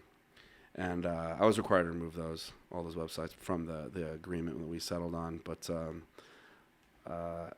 yeah, I just basically had to wake up to dozens and dozens of people every day telling me to fucking kill myself and like get mental help and all this shit, because they just believed his narrative that I like had a psychosis and I went crazy, and I was like homicidal and addicted to fucking all the like meth and like who knows what the fuck. He was just like lying. Everyone was believing him. So I would like look at a DM and I'd have like a message that's like talking to me, thanking me for inspiring him to do all this shit, and then underneath it'd be like, kill yourself. It's like, all right. For months. What the fuck? For People months. people do not have like enough going on in their lives. That's who these people are. Everyone will turn on you. Everyone will. So fast. Jesus Christ. Well, so how long did all that carry on for, the thick of it? I guess. Kicked him out October 13th, 2018. They never went to trial. I knew it wasn't going to go fucking trial. Just bluffing. But I ended up starting to, like, it all ended like February. And I came out with my videos on like January 1st of 2019. So it was a good solid 3 months where I was just getting fucking rocked online. And he'd post all this weird suggestive cartoons of like animals getting arrows shot in them and like snakes eating themselves and all fucking like allegories of like me, and so stupid. But yeah, I just sit there and just not say anything, not do anything, because I didn't want to ruin the case. Was there ever any, because I mean, followers of any kind, you know, people do dumb shit for, because especially with like, and I think it was about podcasting I heard this about, where it's like, if you listen to podcasts enough, you almost feel like you're in the room with them. You almost feel like you're a part of that conversation. Yeah. So if people in general, especially in this country, have a huge problem with celebrity of any, you know, shape, size, demographic, genre of media. And, you know, if he's got that many people that are able to like feel it enough to, I'm going to fucking send this dude a message and say, go fucking kill yourself. You know, go fuck yourself. Was there ever anyone that ever showed up in person to do anything to the gym, try to do anything to you? Did that ever happen? No, that never happened. I mean, when they got me kicked out of the gym, obviously they showed up.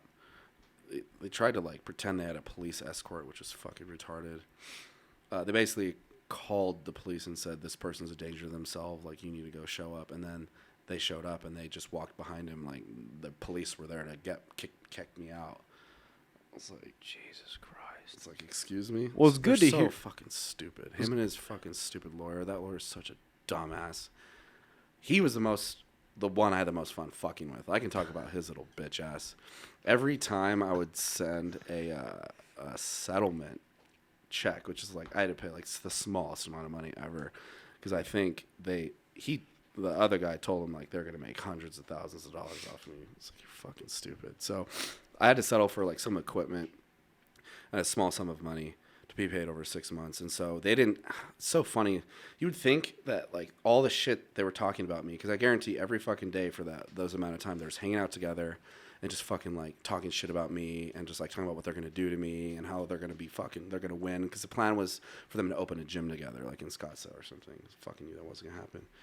They don't know anything about opening a gym. He certainly doesn't. But they would think it's like they would respect their adversary, because they knew, you don't fuck with me. Like, you're just not gonna win. Because they know how fucking vengeful and conniving I can be. And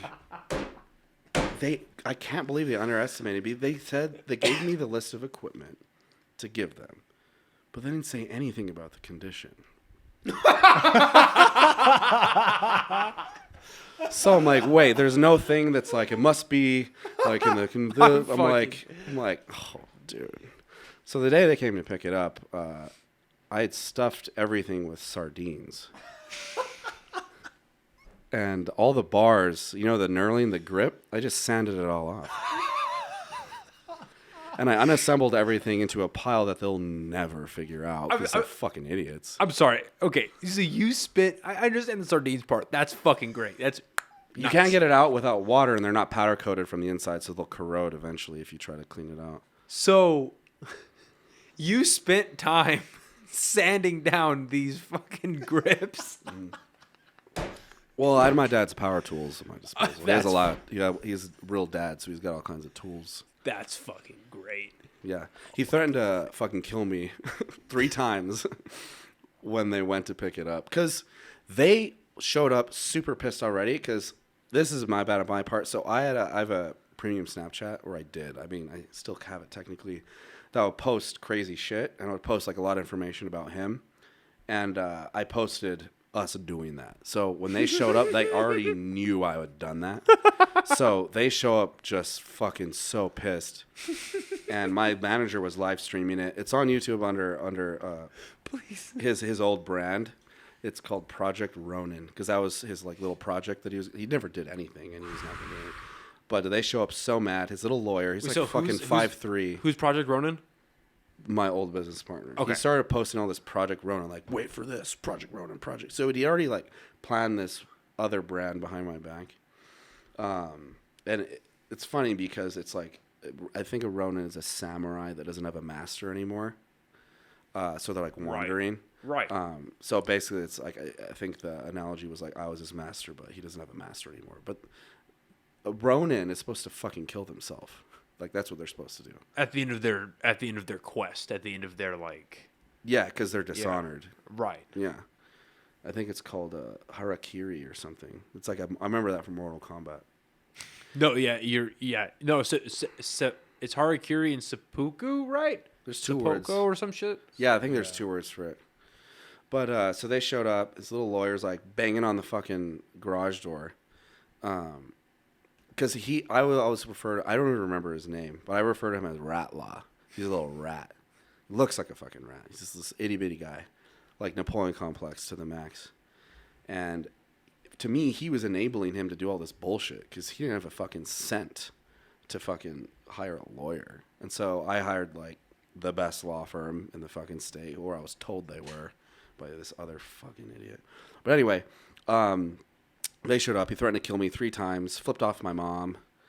Then the other lawyer was like yelling at me, somehow calling him rat law to my face.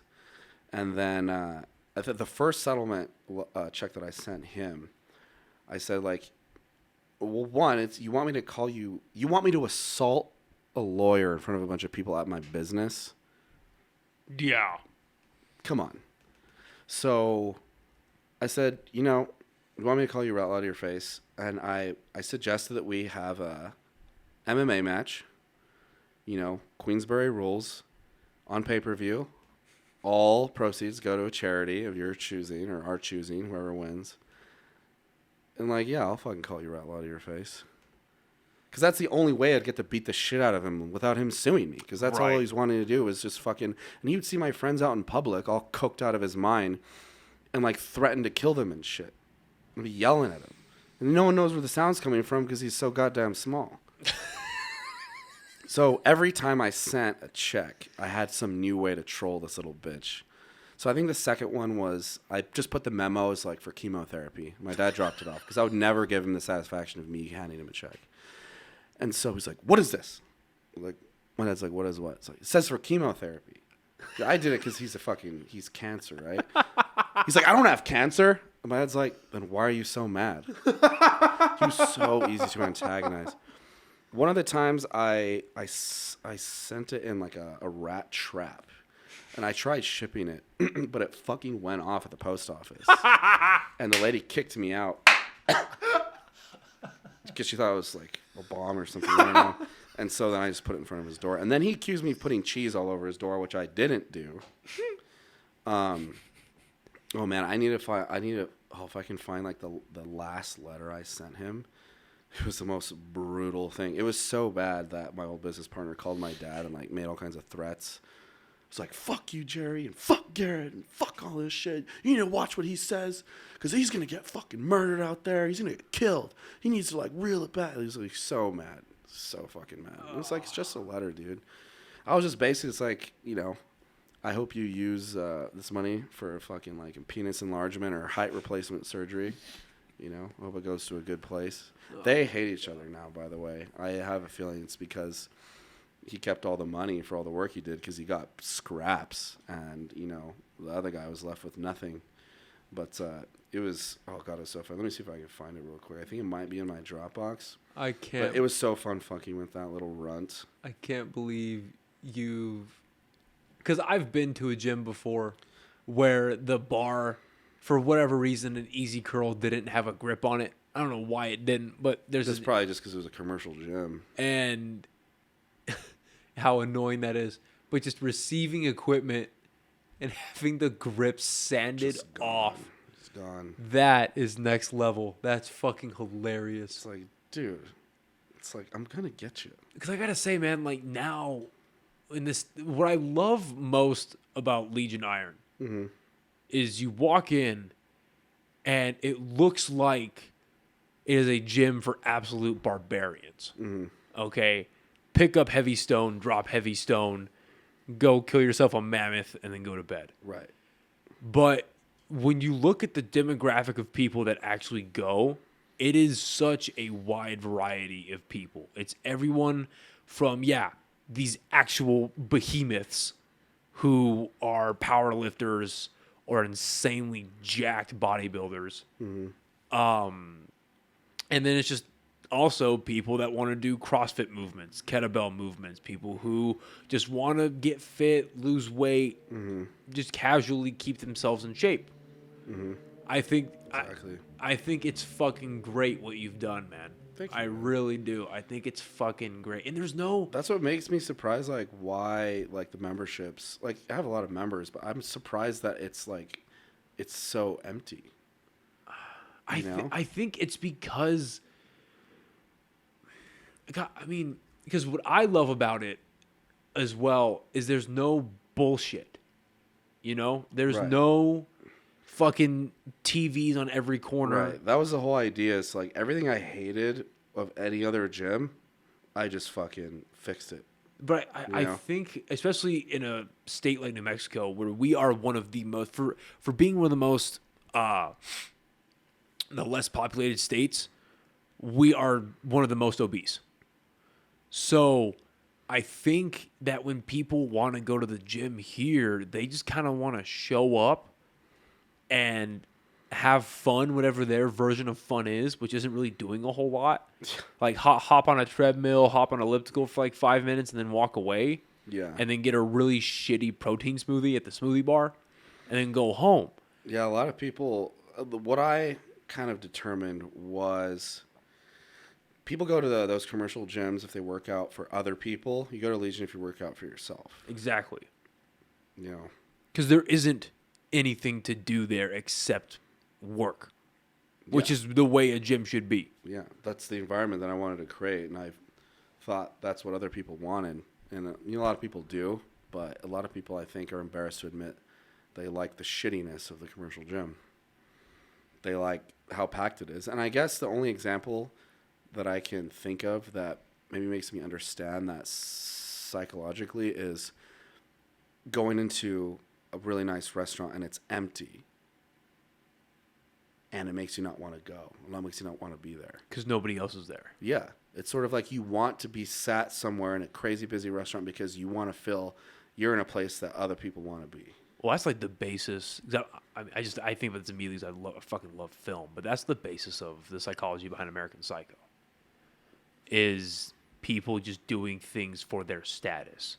Oh, yeah. Doing things for the perception of others. It's one of my favorite movies. It's a great fucking movie. I love that fucking movie. I love used to this. watch it every single day after going out and getting trash with my friend after college. We would watch it every single day.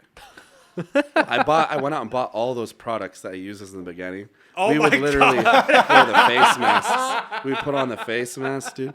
The concealer, the fucking this, the fucking because alcohol dries your skin. It makes you look older. Christian Bale's so sick in that movie. I love how that's getting a small resurgence, like the meme culture of like just the American Psycho. the character of Patrick Bateman. Oh, okay. As being like based or whatever. Yeah. I think that's fucking hilarious. Yeah, But it's yeah, awesome, it is shocking to me why not more people go there. You know? Because like that's the environment you need if you want to improve yourself. Yeah. And It's like if you go in the middle of the day, like sometimes like you'll be the only person there. Yeah. Which is, I mean, I gotta admit, selfishly, I'm like, yeah, I'm the only one fucking here. I can actually like, this is great. But then I'm like, what the fuck? Yeah, I know. That's what like fucking I would think. It's like people are stoked about it. It's like there's 13 squat racks. You can bench in all the squat racks. You can overhead press in all of them. You can have fucking do like rows anywhere. That's the place is supposed to be modular. It's supposed to be so you don't have to wait for anything unless you insist on doing some cable shit because I need to get some more of those. But those are fucking one of those costs as much as that whole rig. That whole rig of 6 power racks connected costs less than a stupid cable cross, dude. What? Yeah. Those are $15,000. Oh, fuck that. Yeah. It's fucking ridiculous. One like the hip adductor costs as much as that CrossFit rig that has fucking 20 pull-up bars, rings on it, a fucking punching bag, fucking 6 places to squat. You can bench on them, overhead press. The girl, The bad girl. Do I have the bad girl or the good girl? I think I have the good. Well, girl. I have the good girl. I've got to be honest. I have the good I've girl. never fucking used it. I only use it to stretch before sumo. I don't give a fuck about my adductor strength. What am I supposed to do? Like smash a watermelon? Like I don't give a fuck. So that costs more than that little jungle gym you've got. Mm-hmm.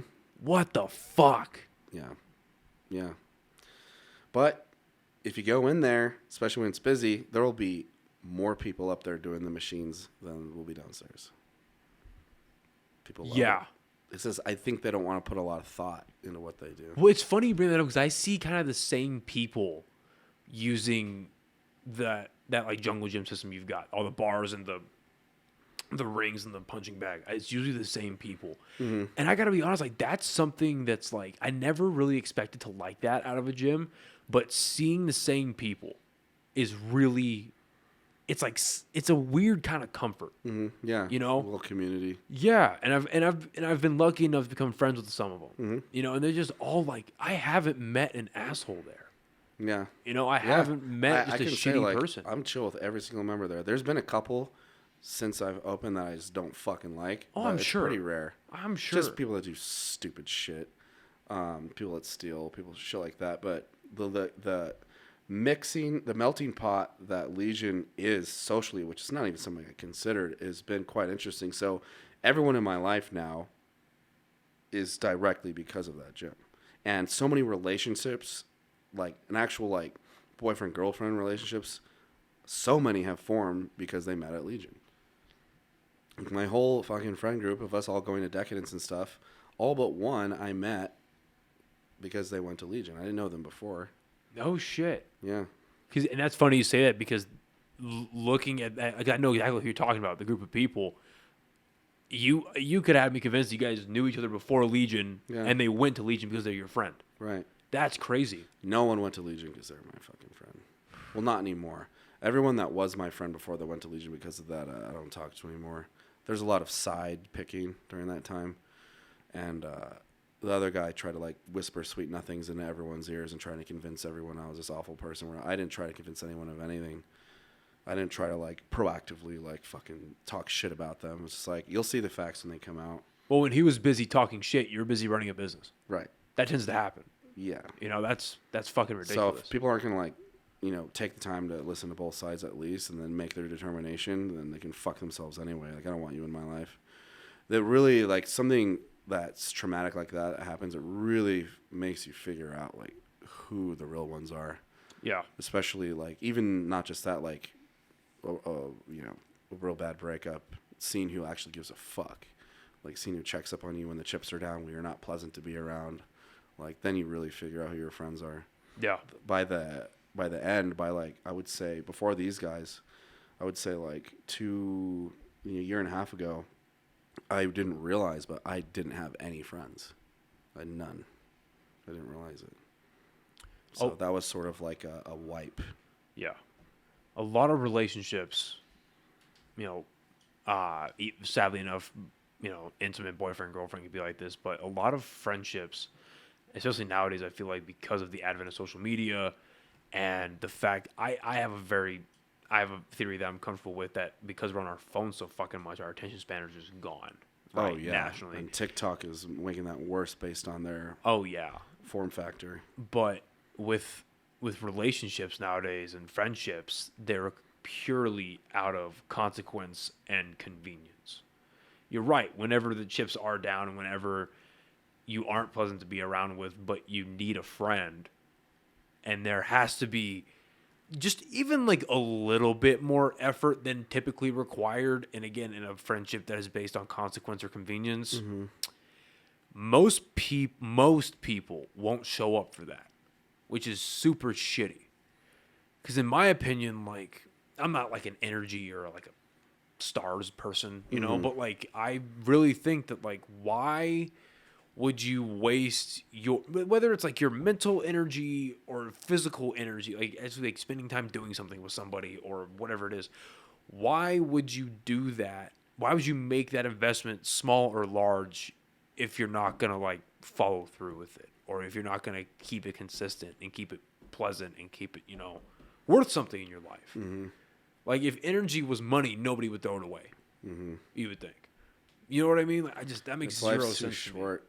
Life's too short to fuck around with douchebags. No. You know, and like as I've gotten older and experienced like so much shitty things have happened to me, and like I've had so many like changes in friend groups. Like I haven't talked to anyone from my high school in fucking who knows how long, 6 years, but all of them are still fucking friends, which I guess is cool. But maybe they didn't consider anything else, or maybe I'm too unforgiving. I don't know, but it's like I've really evaluated my relationships and like learned to, you know, keep circles small, not on purpose, but more like I've just realized how people have ulterior motives, especially if you have a certain social status or you've accomplished this or that. It's like now it's like you have to think like, what the fuck do they want out of me? And that usually shows up pretty quick. Yeah. You know, but you know, a lot of people, you don't get disappointed if you expect it. You know? No, it's very true.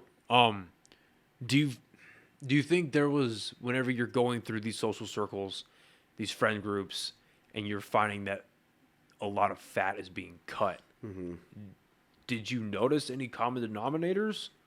Or were you kind of just getting sucker punched left and right? Do you think? I don't know. It's like such a common thing. Like everyone I fucking meet ends up hating me. So I have to be the common denominator, I suppose. Being self-aware is important sometimes, I'd imagine. But I mean, you know, like, I mean, not everyone is, I mean, nobody's fucking perfect. Yeah. But I mean,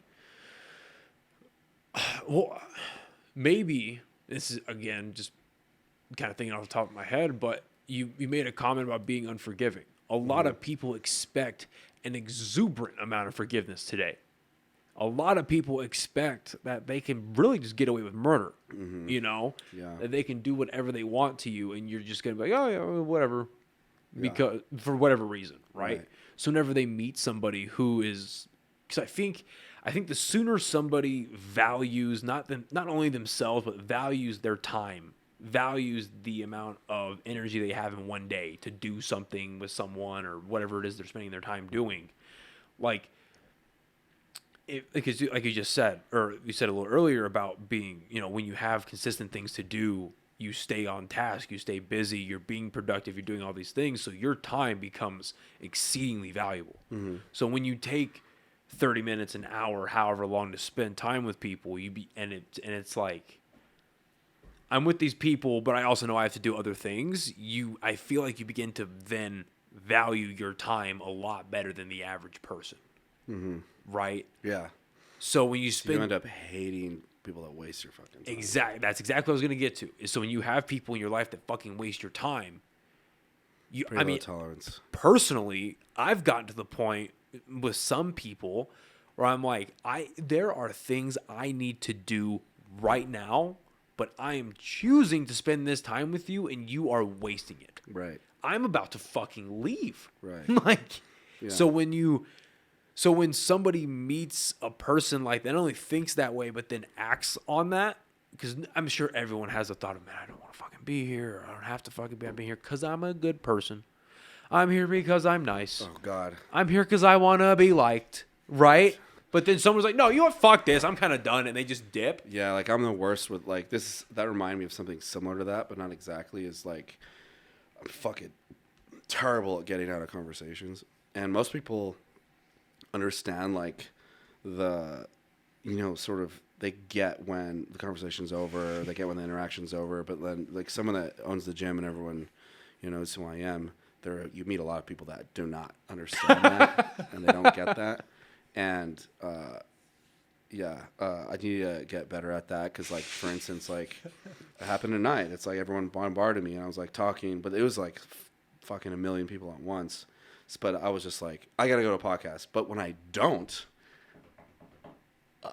like, maybe I'll just say hey, I have to return some videotapes.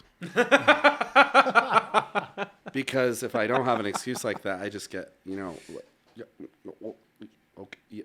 And then I'm like usually working out, and when I would go to a commercial gym, I fucking didn't want to talk to anybody, like being in the zone. Whereas I don't have that luxury anymore. See, and because it's like that owner's a fucking asshole.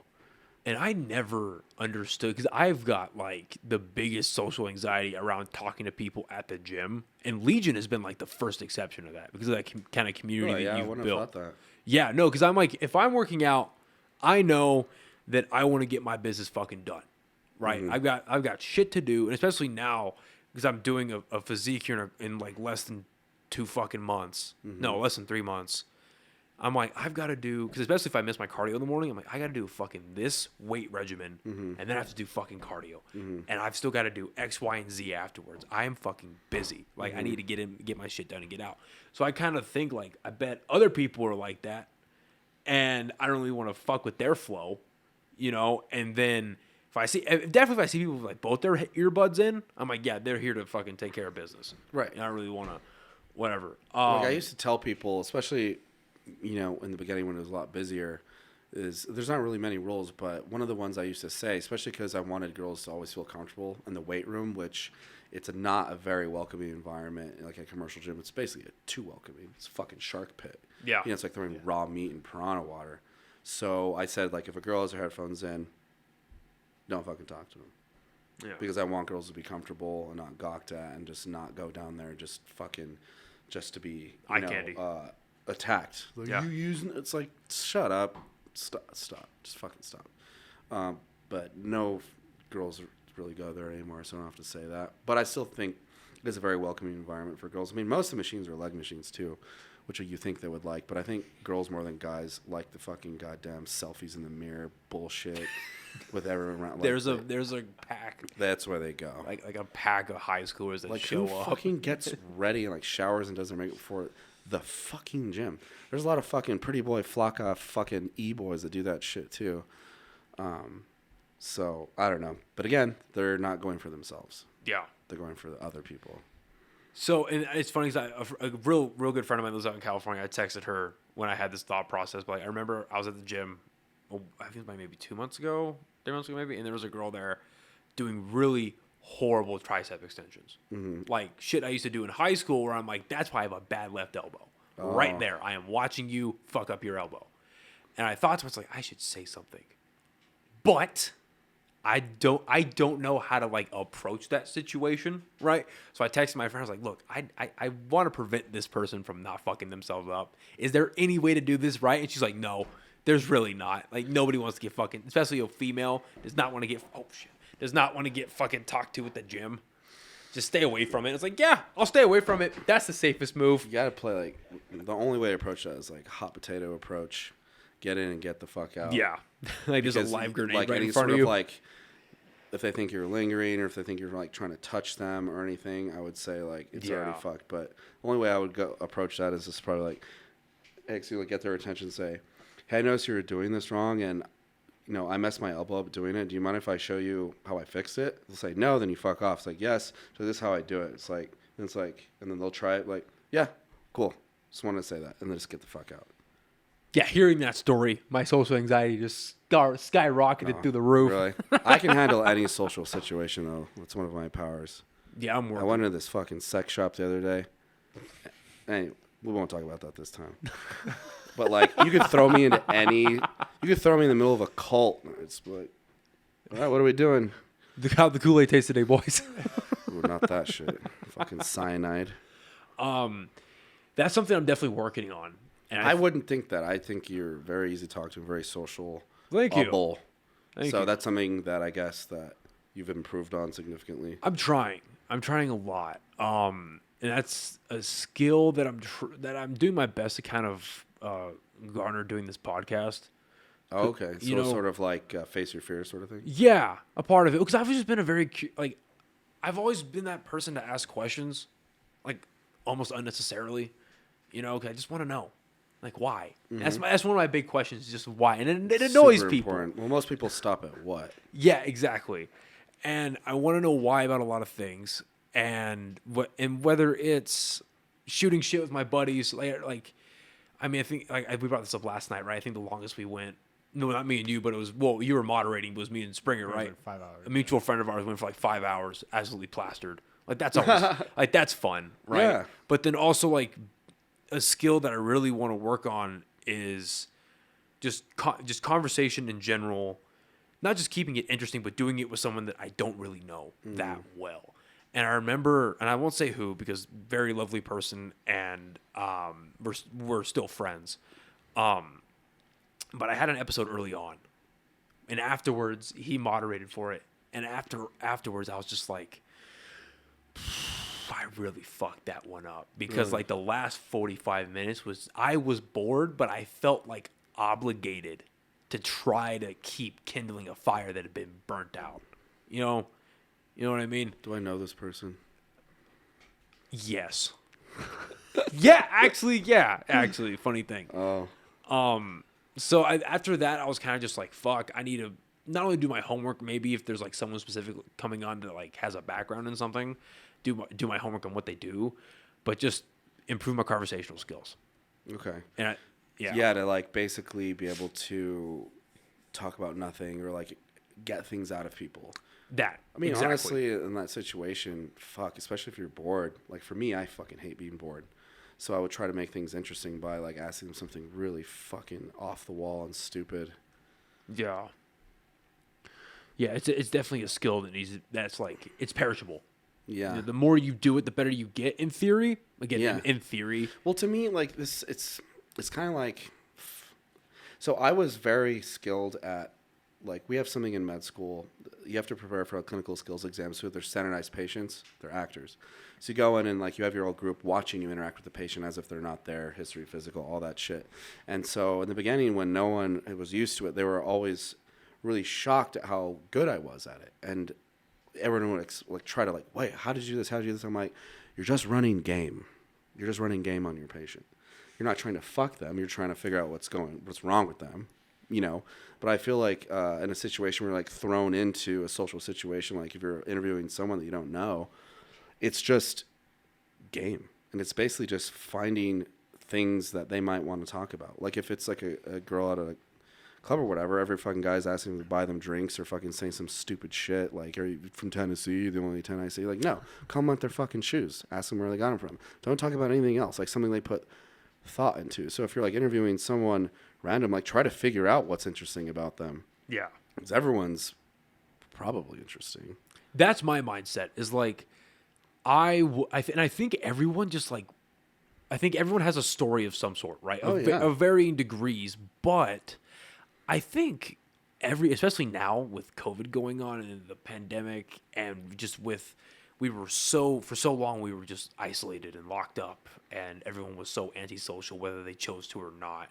And you bring up a good point with the masks. It's no one can really be sociable anymore because this is gone. We need that. Right. And what's 90% of our communication is nonverbal? Right, exactly. So you're taking that away. Exactly. So being able to have someone sit down and allowing them to be heard, I think a lot of people just kind of like that.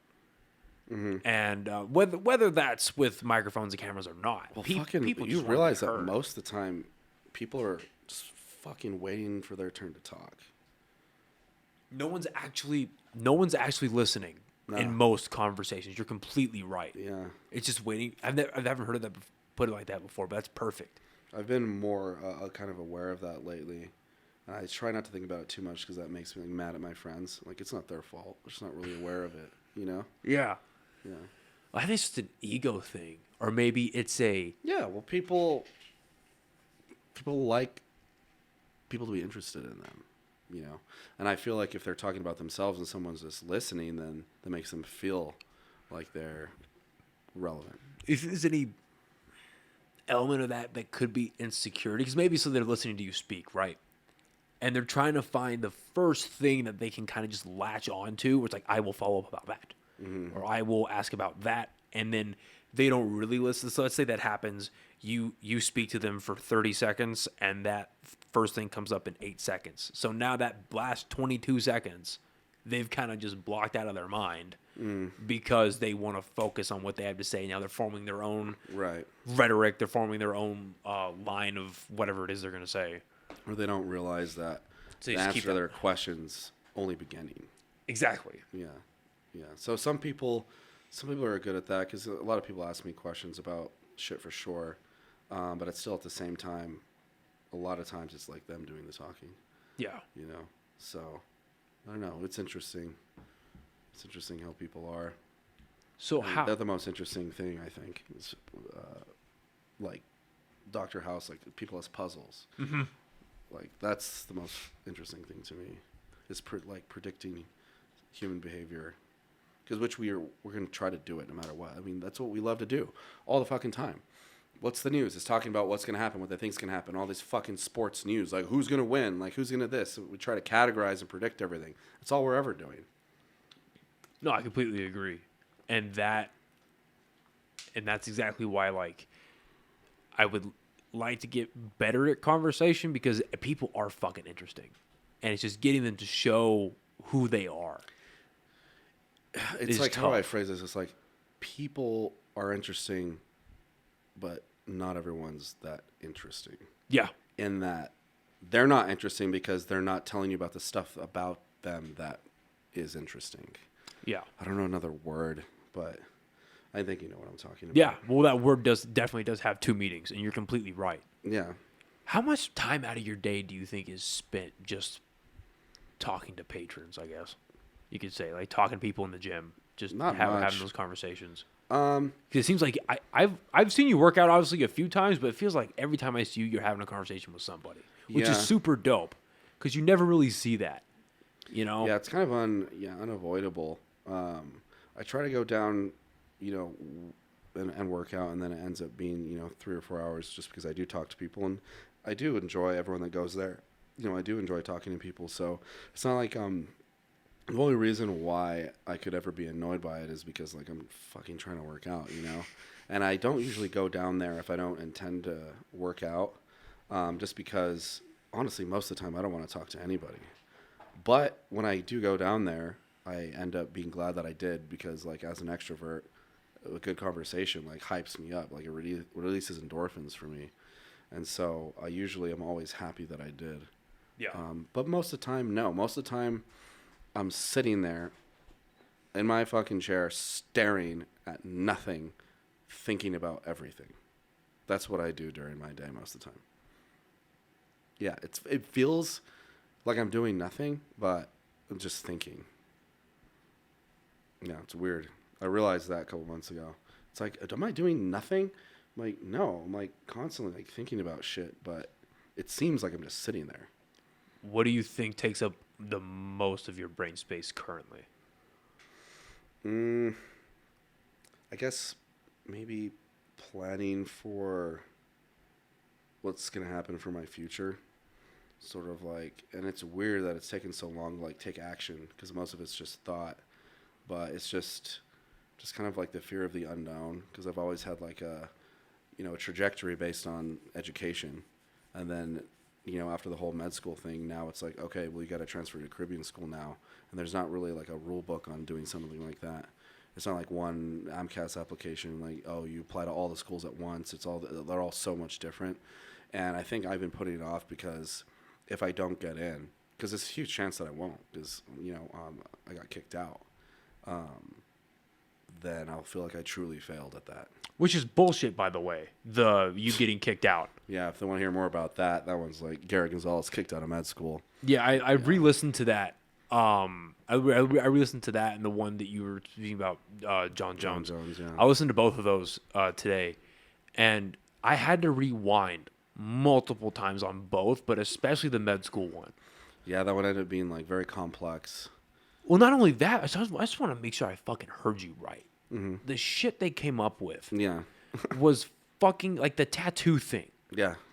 To me, so the scenario was basically you had a patient at the VA who was having homicidal tendencies, and this individual was not speaking to anyone. This individual was not being cooperative, and to me, again, I'm not formally educated or anything, but to me, him asking you, where did you get your tattoos done, or who did your tattoos, whatever the question was, to me, that seems like a breakthrough in behavior. Yeah. There's your in. If you ever had an in to be able to speak to this person, there it is. Right. And of course you're going to fucking capitalize on it, because like you said, patient care is paramount. Like, no fucking shit, right? So you do that, and then that gets connived and twisted, and it becomes having too personal of a conversation with a patient. Same shit they did with Joe Rogan. They completely twisted it to misrepresent the truth. Exactly. They did it with every single one of their points, which none were actually violations of any rules that they had ever written in any rule book. Right. What really, among the things that irks me about what you were breaking down, was the fact that they were immediately sending you the professional committee rather than, because Bringing it up. their policy Yeah. is great. That's how you get to the root of the problem. You ask the person, like, hey, man, what's going on? What was this? Oh, is this and this? Oh, okay, good, thank you. That's how you fix a problem right there. You need to go to a fucking stupid-ass committee. Right. Or have, any kind of higher authority just waive judgment. Yeah. Like, why the fuck do you need that? That was just insane what you broke down on that. All of them are fucking, it's so ridiculous. So Eats distracting food. Yeah, the Chick-fil-A bag. Yeah. People listening, if you want to listen to this whole story, Garrett breaks it down in really great detail, and his podcast is on SoundCloud, right? That's what the app is. It's Gary After Dark, and it's good. It's a good insight because I've dealt with my own fair of bullshit right now with the university, and I'm trying to get all that shit squared away. And it's just like the runaround they give you is insane. It's just they wanted me out, and so they just found a way to do it by complaining about whatever they could. And medicine is such a traditional field that is very just modest and slow to change and filled with people with these giant fucking egos that think you should be so fucking honored that we're even letting you try to do this. You should be kissing our fucking ass. They don't like the fact that I'm parking fucking Porsches and R8s in the front spot as a second-year med student. They don't fucking like that. They think you're supposed to wait your turn. And when I stood up for myself, it was just like everyone just universally, this guy had so much, tenure and, seniority within medicine that once no one's going to stand up to him. It's way easier to just try to get me kicked out by saying whatever and voting against me than me getting back in and him making your life fucking miserable.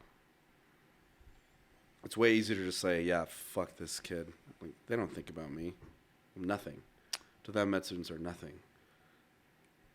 So after going through all of that and dealing with that, right, what makes the next step the Caribbean schools? Is it just because... No American school will take me. So did they their version of blacklisting? Is that what that would be? Well, I have to send a dean's letter. And what they did a year after all this shit even happened is they put in your dean's letter, it's supposed to be the best things about you from every evaluation. They decided to then cut and paste things directly from the complaint against me into my dean's letter. So if I were to transfer to school, all it would be is negative things about me.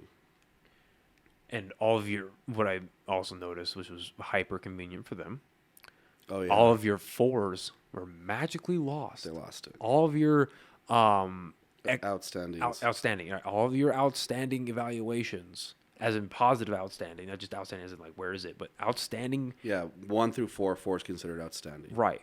All your top tier evaluations were magically Gone. Because that would have been critical to the entire thing, because that was filled out 10 days before the end of the block, where the final evaluation was filled out terribly, and he was gone on vacation every single day in between them. So moving into now you're going to apply to the Caribbean schools whenever that comes in your life. Do you know, have you found a school you would possibly be interested in, or a field? I remember Whichever one lets me in, man. What you were speaking I'm about just was trying to get my psychology, MD. Okay. Yeah, there's about 70, and they vary greatly in their quality as well as just their policies, their application process, their financial aid. It goes from them being basically analogous to U.S. MD schools to being barely even accredited. So my plan, because there's a big 4, I don't know if I have a chance of getting in there, but I'm just going to apply to the shitty ones first. Because if I don't get in there, I won't get into the big four, and I won't waste my time applying to 80 schools. And then it'll kind of like take the pressure off if I get into one. Because it's like, okay, I can still be a doctor. It's like, let's see if I can get a better one. But like, just that, if I get one acceptance, you know, that'll be super sweet. And then after that, I might consider like finishing, you know, another country, maybe Canada or something. Because what I want to do eventually has a lot, it's all kind of like anchors on having a medical doctorate and using my engineering degree. But like as an entrepreneur, like having that medical doctorate provides you so much credibility and flexibility to make devices. I want to like, my idea is to go into like bio-augmentation of UFC fighters by basically making them better. I don't want to get too into it because I don't want anyone to steal my ideas, but I want to do bio-augmentation of fighters. It would be sick. I'll tell you like after the podcast. Yeah. Robot fights. That'd be fucking legit. Because like I know me personally, I think about Conor McGregor broke his leg. Now he gets a titanium leg. Did that That's not happen? fair. Yeah, he snapped his Yeah. tib. Well, I know that. Well, I know that. Yeah, I like watched it- that happen yeah, live. That that's what was he sure did, they're is putting it's titanium titanium. plate, Yeah. to fix it more. That's not likely. fair. So I was gonna say. So he gets a titanium plate. Loopholes. Does he get to fight still? Yeah. What the Absolutely. fuck? Adamantium. Remember that movie Kick-Ass? When he got hit by a car and then like all his body parts got fixed with like titanium plates and shit, and most of his nerve endings were fucked up. And Yeah, that's so why he he can't explained in feel. the movie, he was like, I can't feel punches as much, and like most of my body's like full of metal. Yeah. Well, right. Yeah, it's like, Movie's awesome. yeah, it's kind of rooted in reality a bit. Not to be that guy, but I'm gonna be that guy. You haven't seen it? No, I love that movie. That's Oh, in my okay. that's in my top 10 comic book movies. Period. Oh, okay. But the comic is so much better. Oh, really? The comic is fucking ridiculous. So like Nicolas Cage's character, right? he's the One true God. yeah, he's the cop that gets framed for the wrong thing and right? In reality, and have you read the comic? I'm about to spoil the fuck out of Kick-Ass for you then. Okay. So in the comic book, he does the same thing with Mindy, right? His hit girl, and still going on their crusade to take down the big bad guy. But I forget what his job was, but he basically gets fired from his job and he feels like a loser. And he's a super like comic fanatic. So he just decides to be Batman with guns, indoctrinates his daughter, and when they're interrogating him, he kind of just like breaks down mentally, and he's like, I'm just a dude who loves comic books. That's it. And they fucking, but yeah, it's super fucked up, but it's a great book. Did you watch the sequel? I don't think I did actually. It's Because not- it's the daughter took over, right? It's the Maybe. it's the daughter been a and while if Kick-Ass, I have. but then like Jim Carrey and his group of people show up, and like Oh. it's a I okay have. sequel. The sequel comic is horrible though. Like there's like multiple rapes and like yeah, it's fucked. It's super fucked. Good book though. Anyway, so because I remember you and I had a conversation a while back about expanding. I don't know how much you would like to talk about this. Oh, I'm sorry. Before we get to that, McGregor, is that fucking legal? I'm sorry. There Hey, has to be some sort of loophole. because if you've got a metal pipe in your body and you just bash someone over the head with it, or you just so it's in his shin, so he keeps kicking him with a titanium pole. There's no doubt he's going to fight again. What the fuck? I mean, the UFC might have play some sort of loophole or they ignore their own rules for him, but fighters have broke their legs before and fought again, so Right. But I send that guaranteed like he's going to try to like exhaust his Dana White privilege with that. Yeah. But what if they don't know you're augmented?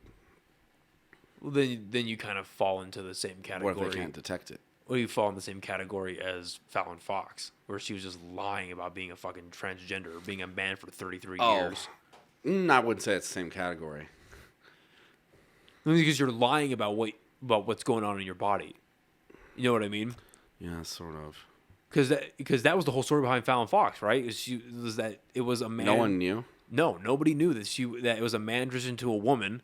Woman starts fighting in the female UFC league and absolutely pummels these women. And they're like, oh, her crown and pound is incredible. How does she do that? Jesus. And then, yeah, she's just beating the fuck out of women. And finally it comes out that's a transgender. And they're like, well, no shit. This person has had testosterone flowing through their body for the past 30 Yeah, it has to years. be within the rules, of course, which for UFC, they don't allow that. That's fucking ridiculous to me that they were even allowing that to happen. It's fucking bullshit. It's like, how do you not vet these people properly? I mean, It's ridiculous. and not to be rude, but you look at Fallon Fox and you're like, that's a I'm like, dude. is she that passable? Yeah. No, not at all. I mean, to me anyway, especially during the fighting days. If you look, pull up a picture of Fallon Fox I doubt when she was it. in the UFC. No one thought that she might be a dude. Absolutely fucking ridiculous. Absolutely fucking ridiculous. What is that?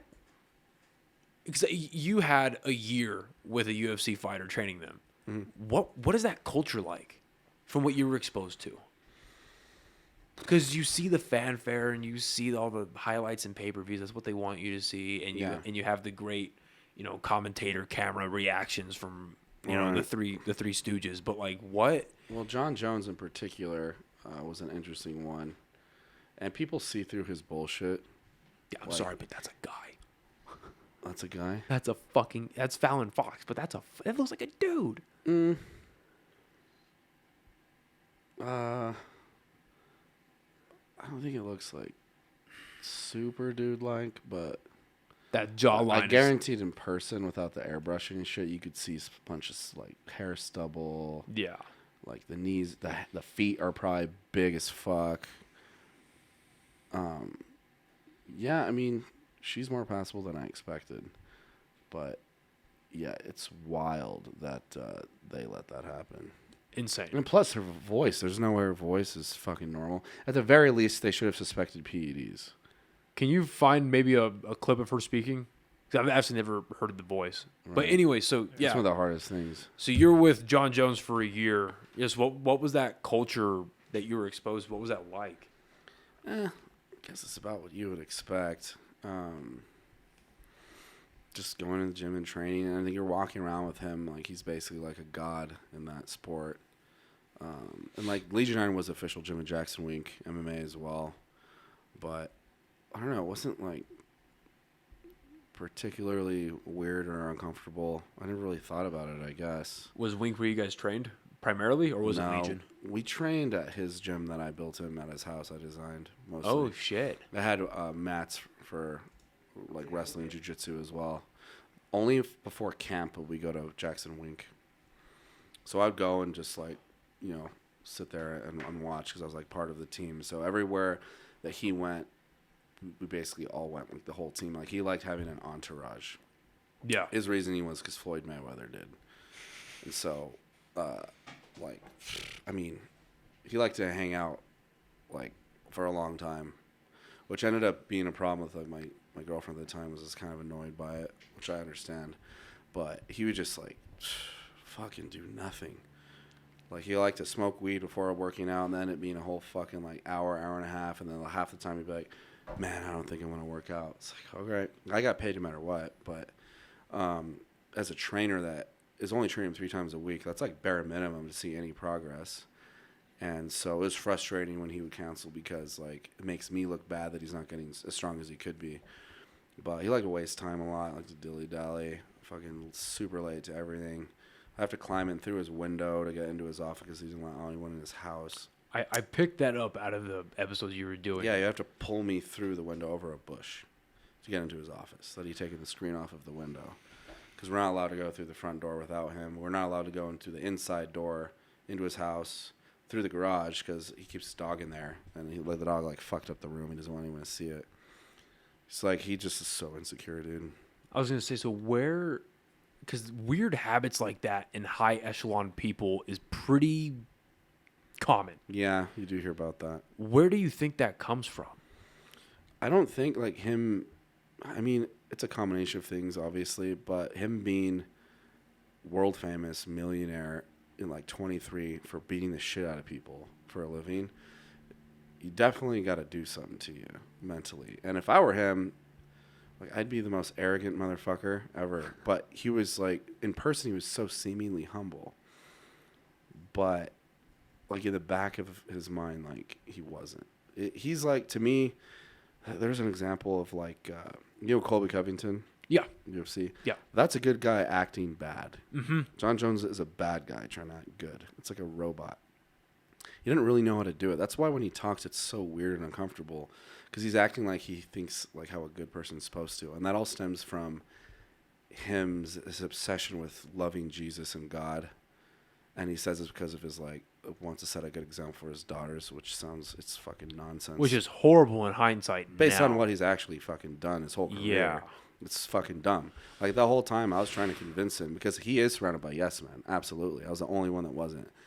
And I was trying to convince him, just own the villain that you are. Own it. Like, people know you're not this fucking guy that's just like, oh, yeah, it's like, dude, you're a bad guy. Like, own it. Own it. That doesn't mean you're not a good father. Doesn't mean you're not a good whatever religion you are. It's like, fucking own it. And so it was just frustrating to see him just be like so artificial all the time. So yeah, he's a sociopath for sure, 100%. Jesus.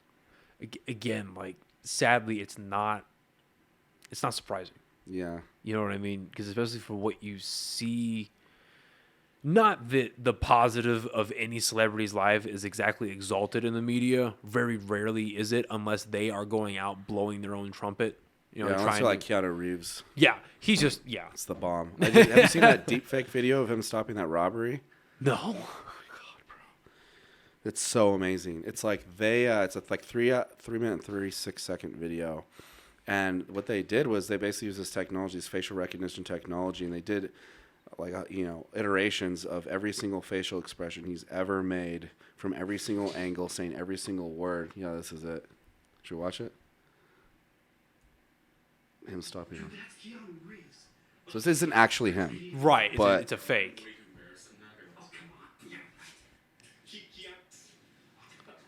he's trying to get his autograph. Dude, oh my God, is that Keanu Reeves? Dude, that's Keanu Reeves. You know, deep fakes are getting better. They're not great. We're getting a little bit better. Oh, come on. Dude, where they'll be in like 5-10 years, you'll be able to It's fucking scary. frame anyone for anything. Chill, right. What's your name? I'm called Sam. Hey, touch that! He's got a gun. Dude, look. Dude, come on, get out of here. Go, go, go. Hey, back up! Whoa, whoa. Back up! Chill. Let's chill. Keanu Reeves. Match that. Charity of your choice. I hate to intrude, but He just pulls out a wad of straights. Come on, hurry up! look. Whatever's in the register, I'll triple it. And then I'll match that to a charity of your choice. Me instead. Each other's heads. I'd rather give than receive. Drop it! Hey, put it down! Go! Keanu, are you crazy? Yeah, let's go! Guys, point your guns at me instead. This is No way we absolutely can communicate ridiculous. effectively when you have guns pointed at each other's heads. They had to They got his mannerisms down so well. like just book all take a it convenience store. They're like, hey, we're gonna shoot a deep 16 fake. million views. You can have my 1970 Ford Mustang from John Wick. I rode my bike here, man. Oh, God, no, the cops! Listen, you can take my 1970 Ford Mustang from John Wick. You can outrun the cops. Keanu Reeves. And you can put me in the... Get down! That's great. I So good. I saw it for the first I time. love that. That's awesome. You know, what I think is great about Keanu, I almost called him John Wick, but what's cool about Keanu Reeves is he's about it, what he does in those movies. Like, he actually goes out and trains and gets tactically proficient in those movements, which I think is fucking awesome. Yeah, he's so great, dude. Anyway, what were we talking about? So the inverse of that, Oh, yeah, John Jones. yeah. Not John Wick, but John Jones. It's just, yeah, I couldn't imagine being that famous. And I think it's very important that you bring up the fact that he got that much money and became that famous for putting people in fucking misery. Like, I never really got into UFC. I appreciated it, but I never really got into it until my girlfriend me and her started dating because her and her family are like super. really? They're super into UFC. That's different. The Yeah. girl got you into it. Yeah, my girl cool. she got me into it, and I was like, all right, yeah, this is neat and everything, but now I've got like a real appreciation for it, and I more or less follow it, and watching his prior fights, it is so precise how he just demolishes people, and like it's rare, like him or like Francis Ngannou. Watching that guy hit somebody, Yeah. you're getting hit with the fucking sledgehammer. You know who that is? Francis Ngannou? Look him up. He is a fucking He hits with the monster. power of a Ford Escort going like 40 or 70 miles an hour or something. Dude, in the new Jackass movie, He's in it, and he's going to punch what's his face? Yeah, he's going to punch Steve-O, right? no, Or is it the redneck guy? I believe it's Danger Aaron because he's the guy that gets fucked all the time. Yeah. I think I saw him in the There's trailer. yeah, he just posted the trailer. But John is not as good as I think a lot of people give him credit for, just based on how he did what he did. And like he's, one of the best, but I don't think he's the greatest for a lot of reasons. But the reason why he was so successful is he fought mostly washed up middleweights, so from a lower division. He outsized them, and his reach and his eye pokes. He has one of the longest reach. He has the longest reaches in the UFC's history, right? Like 71. Stefan Struve is the only one with a longer reach. He has a 7 foot and 1/2 inch reach. Right. 74, I think. 74 and a half. Okay. Yeah. Because he utilizes eye poke so effectively. Like you can look up like John Jones like eye poke montages, and it completely fucks people up. And so what he did, he uses eye pokes in something that's a controversial move called the oblique kick. He just kicks the front of your leg on top of your knee and hyperextends it. So you can't get close to him because his limbs are so long. He pokes you in the fucking eye, and he kicks your leg and hyperextends it. And eventually, just that you get worn down and he fucking will submit you. He doesn't knock people out. Like, he's good at grappling. He's good at wrestling. But none of that would fucking matter if it weren't for his reach, his eye pokes, and his oblique kicks. So what? Because again, And his PED use. I'm not super. Yeah, there is that. I'm not super knowledgeable about the technicalities of fighting itself. But so with that oblique kick, why? Because I understand why it would be controversial because you're in a competitive fighting and You're hyperextending their knee. and you're fucking up their knee pretty bad. Is that considered illegal? No. Okay, because I remember this again. I started thinking about it after I heard it in one of Rogan's episodes. I think he was interviewing Dustin Poirier, and they were talking about how prevalent the shin kick has become over the past year and a half. Calf kick, yeah. The calf kick, because it just debilitates you. It inflames the leg like crazy. And Yeah, it just, because compartment syndrome. There's nowhere for the inflammation to go. Yeah. That's like another thing. If I was to augment fighters, there would be a place for the inflammation to go. interesting. Yeah, it's just fascia. But yeah, the leg kick is extremely fucking useful. And people are starting to employ it more because it's going to be so devastating. Like, that's how Poirier beat the fuck out of McGregor the second time. But what I He think is wasn't even checking him. But what I think- McGregor's a shit fighter. But what I think is interesting is we had that rise over the last year and a half with that shin kick becoming prevalent. But then in the past year, there was 4 people in the UFC that fucking snapped their legs? It was, I think, just Chris Weidman and Connor. There was one that There might have been one more. I thought there was at least 3. And it's Chris Weidman did it twice. Well, Chris No Weidman fucking- snapped Anderson Silva's leg. That's what made it so ironic Oh, and yeah. hilarious. because I just think that's so. What caused those breaks? Like, Acute force. yeah, Yeah, I mean, I don't know if there's some sort of deal where they can find correlation with like difference in bone density. That probably has something to do with it. But you just hit something enough. I mean, Weidman's was he kicked Uriah Hall, and I mean, black people have much higher bone density. right. But then Anderson Silva again. That's the one that broke on impact, right? Yeah, Yeah, Connor's was just kind him of fractured and stepping then back, stepped on and it. he, Yeah, so yeah, man, we're throwing bones at each other with our muscles. That's what it is. So With the people utilizing it more, this is going to happen more often. I think it's like Yeah. ways to prevent it, like trying to increase bone density via, some sort of repeated chronic stress or something. I mean, John had this like little bamboo thing where you just kind of like hit your shin. It fucking hurts. I think I saw that's more for nerve desensitization. a video of like Kobe Covington actually doing that. Yeah.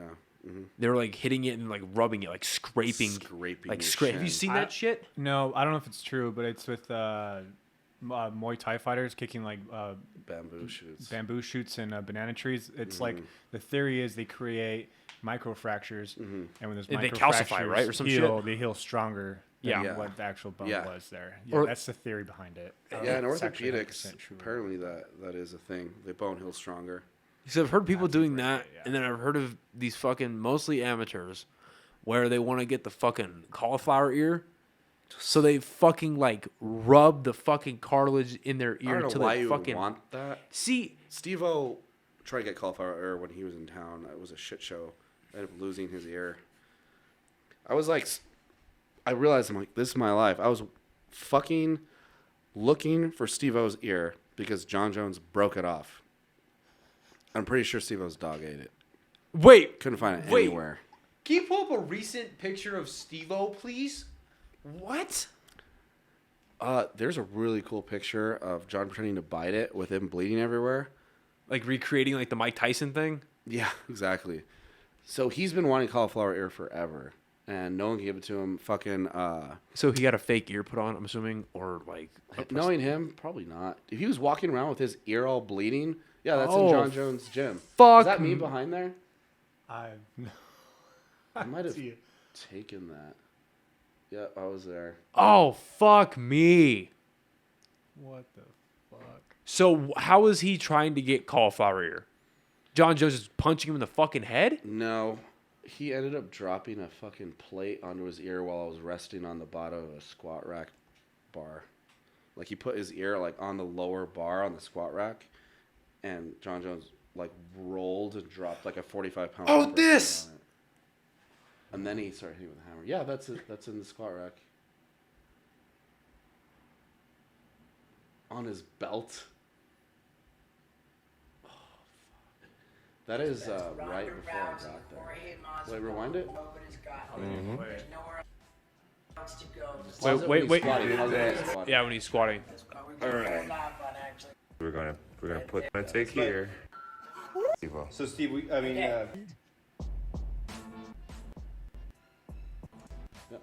So Steve, Yeah. here underneath that belt. I'm getting ready. Jesus, not what lying. the So Steve, fuck? to So he got a bit of his ear like ripped off. Yeah, the top. get your ears You know, it's secured like underneath pretty that good belt. chunk. I'm getting ready to hurt Steve. Fuck. Fucking John lost. He just gave it to him. Fucking lost it. And then he showed us like a world premiere of his show, the stand-up thing. I forgot what it's called. It's where he taped himself to a billboard. He taped himself side of a truck and drove like across the country, taped to the side of a car. Where the fuck does that come from? He's just a brilliant motherfucker. I love him, dude. He's so awesome. Just the need to push it. I know, and he's still doing it. I can't, like, when I found out that they were doing, like, because I love Jackass. Yeah. Finding out that they were doing a Jackass 4, like, these motherfuckers are pushing You know, they're mid-50s. So old, and they're still doing it. Like, And they got to push the limit even more, obviously. right. Because people aren't going to want to watch the same shit. Well, and after looking at the trailer, I think what they're doing is smart in getting current celebrities to kind of take the hits too. You know, push a little bit of the damage off to them, but you know that the heavy hits are going to go to Steve-O. They're going to go to Knoxville. Yeah. Like, I'll never forget in Jackass 3 where they're doing the one where I think Knoxville was hitting the T-ball and it was swinging around and hit Steve-O in the nuts. And Steve-O's like, Eric goes, I'm Johnny Knoxville and I'm Steve-O. Why do I have to be Steve-O? Why do I have to be Steve-O? What's funny is for Jackass 3 and obviously 4, like, he's sober. Yeah. I mean, I would have loved getting fucking wrecked with Steve-O, but, you know, he was out there drinking his LaCroix. Because he stayed in his, like, little van thing outside John's house when he was in town both times. He's doing a tattoo tour. I made him promise he would tattoo my ass. But whatever. I don't care what it is. It's going to be so sweet. 'Cause I dug the little the merch drop he gave you a couple weeks ago. Yeah. I saw that. It was pretty cool of him. Yeah, that's the thing I'm most upset with about Instagram deleting my account is like that's my way of like communicating with him. Like I don't have his cell phone number. Right. Yeah. So because for a video, I wanted to do a line, like snort a line of his new hot sauce and like do some sort of deadlift thing.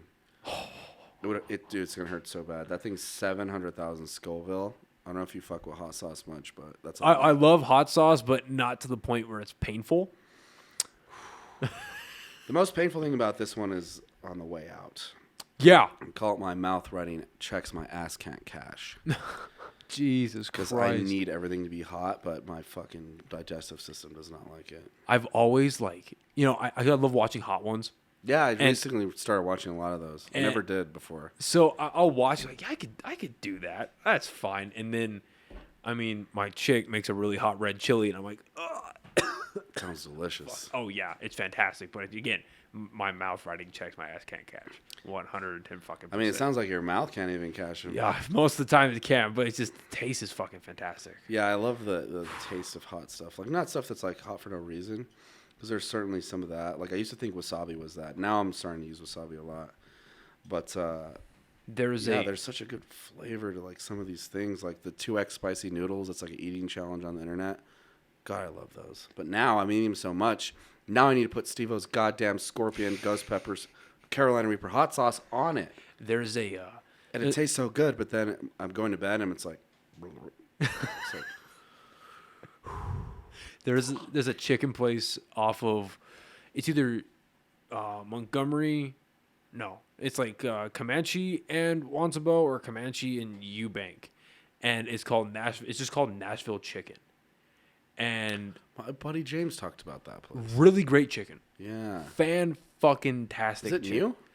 Ish. Maybe in the last 2 years. Why is chicken like the most popular banging thing ever? It's like a chicken place opens, everyone loses their mind.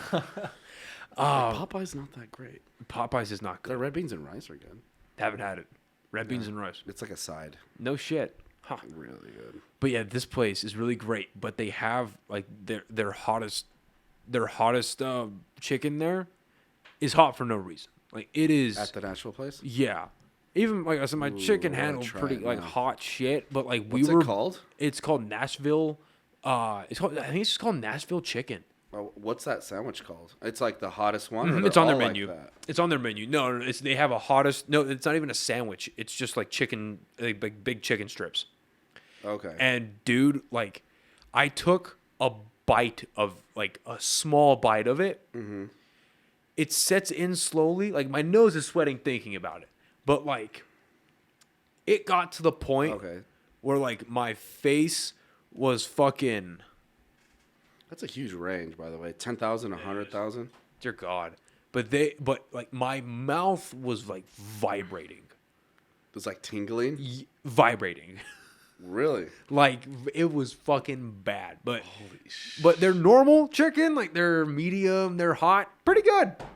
Pretty damn good. And they got some really good sides too. Okay. Dude, I'm like fucking like salivating right now. But because I've done the Buffalo Wild Wings Blazing Hot Challenge. And they're good. I've heard it's disgusting. I think they changed it. It's 350,000. And you have to eat 12 drenched in 5 minutes. Right. That's the hardest part. Fuck that. Is the rate at which you have to eat it. Like my whole face was swollen. But they were fucking good. Like I ordered them again just to like eat. Well, I didn't. It was a video that Serena made that was like her doing the challenge, and the whole thing was like her hyping it up. It was basically done in the same way as Bruno hyped up his interview with Harrison Ford. Because the whole video was hyping it up, and as soon as she fucking took one bite, she was like, fuck this, and went to the bathroom. Well, that was the plan the whole time. So I ate those, in 15 minutes. It was very enjoyable. Yeah, I don't know if I could handle that. Fucker. I don't know. It's just, I think, just growing up, my grandfather would plant the hottest green chili every year. So, like, the selective breeding, like, after 40 years, it's hotter than fuck. And so I think I've just been conditioned or something. Down in Bosque Farms, or... No, they grew up in the South Valley. Oh, okay. But, like, sometimes when my girlfriend eats something hot, because if I eat, like, that soup or anything, and I forget and I kiss her, she'll have a bad time. Just from the residual, like, sauce in my mouth. And I'll be like, do you want my enzymes? like spit in her mouth. Like maybe it'll help. I don't know. Like maybe my amylase, will dilute it a little bit more. Maybe my whole body is like super basic. I mean, I'm basic, but like maybe like my pH is like pretty high. That's fucking hilarious. It's got to be some reason. Or maybe I just want to spit in her mouth. Hey, we all live lives, right? Enzymes. For science. Like when nature calls with a little bird. So, Such a classic, man. so why do you know why Instagram decided to fucking wipe you off? I have several theories. I posted a lot of stuff that got deleted or flagged for one reason or another. A lot of it was like because how mean I was to people in comments sometimes. Like not my comments, but I'll just talk shit to people. I like to use insults, cunt and bitch, pussy. I don't think I called anyone a faggot. But anyway, so I got a lot of word. I think faggot's worse than cunt nowadays. That's my favorite word. It just has nothing to do with being gay, by the way. We've all seen South Park. Explains it so well. Yeah. It's like, this guy's gay. It's like, is he? It's like, well, is he being a faggot? Well, or like Louis C.K. Bill Burr's got a good bit about that too. Yeah, Louis C.K. is so great. It's like, if I just happened on to two gentlemen blowing each other, and I don't fucking know why I'm watching this or why they're doing it, but anyway, and there's, some guy takes a dick out of his mouth, he goes, and says something faggy, like, people from Phoenix are Phoenician. And they're like, faggot! He's like, quit being a faggot and suck that dick. But anyway, my second theory is because I openly sold steroids, semi-openly. And the third one, which correlates to, and everyone's going to fucking say I deserve this, but whatever. My girlfriend has a lot of simp followers. In fact, all of her followers are fucking simps. So I hate them. Not because, like, they are in love with her, because I am too. Like, I get it. But, like, all the, like, Reddit bullshit and just how lame they are in general. Yeah. And how much they fucking hate me. So I'm enemies with all of them. Fuck them. And so I swindled one out of $1,000. Yes! Dude, it was so funny. Oh, that's awesome. Yes! He sent me $1,000 on Cash App thinking I was going to send him nudes of her. I was like, thanks. And then I went to the bank and I fucking withdrew it all in fives. And I sent him a video of me throwing all the money on her. We had the best dinner, dude. It's going to our puppy fund. That is fucking You know what's funny thing about simps? So everything. Well, everything. Yes, quite literally everything. But when I started the podcast, I was like, all right, I'd imagine there is somebody on my Instagram or on my Facebook, there's somebody who makes their income only off of OnlyFans. And I want to ask questions. I want to ask questions how and why and like what the fuck, right? It's crazy how much money. Yeah. So I found someone. God bless her. Dude. I found someone, and it's like episode 5 or some shit, right? Oh, you interviewed her? Yeah. Oh, she lives here. Oh no, she moved out of here about a year and a half ago, 2 years ago. So we had to do it over Zoom, unfortunately. But okay. Let me guess. She lives in fucking Phoenix. No, she is in Virginia. Would never have guessed that. That was my next guess. But anyway, so off camera she told me how much she makes, and it's dumb. But the point is so she What is her attractiveness level? Like, should she make that much? She won't listen to this. I'm a nice guy. This is fucking 3 hours deep. She ain't gonna fucking. I'm a nice guy. Okay, so she's a fucking 6.5. Continue. Yes. So, she takes the link to either the link to the Spotify of her episode, right? And puts it on her link tree, so it's right next to her, like her OnlyFans and her cool. Cash App. Did you get mad views? Every time I check my stats on because I use a site that distributes to like Apple Podcasts, Google Podcasts, Spotify. Oh, it automatically does it? Yes. Oh, that's nice. Yeah, it's super nice. And so every so often I'll check my stats. Every fucking month she's got the highest views. Yes. Well, maybe not the highest, but she will always have new consistent new views. Well, what's the number right now between all platforms? Oh, I'm not sure for hers. It does show me per episode, but I don't remember, to be honest. But like every month I'll see like 8 more views, 10 more views, 12 more, 5 more. Not that I have a fucking huge exposure. Well, I'm saying is it on the order of like 800, 8,000, 80,000? Oh no. I don't think her views have cracked 100 on Spotify. Oh, okay. But I don't have a huge following. Okay. I do this for fun. Okay. I have no idea.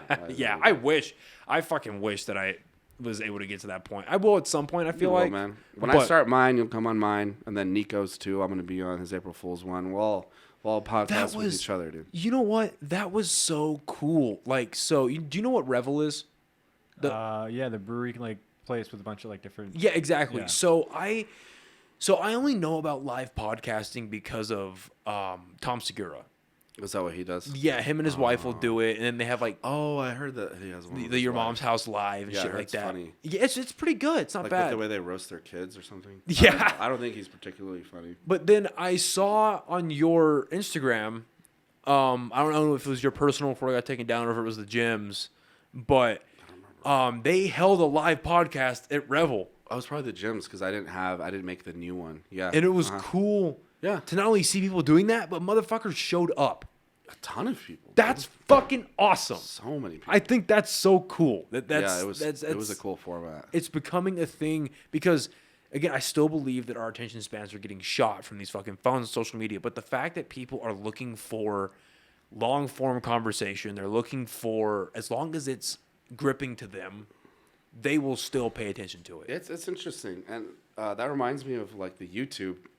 Is there's people like David Dobrik, wherever all videos are like 4 minutes and 20 seconds, but for some fucking reason, people kept asking for long form YouTube videos. Yeah. From us, which no one else could do. So some of our videos were an hour. A lot were over an hour. Jesus. I had a 2-hour vlog, and the longer they were, the more views they got. It was like so counterintuitive.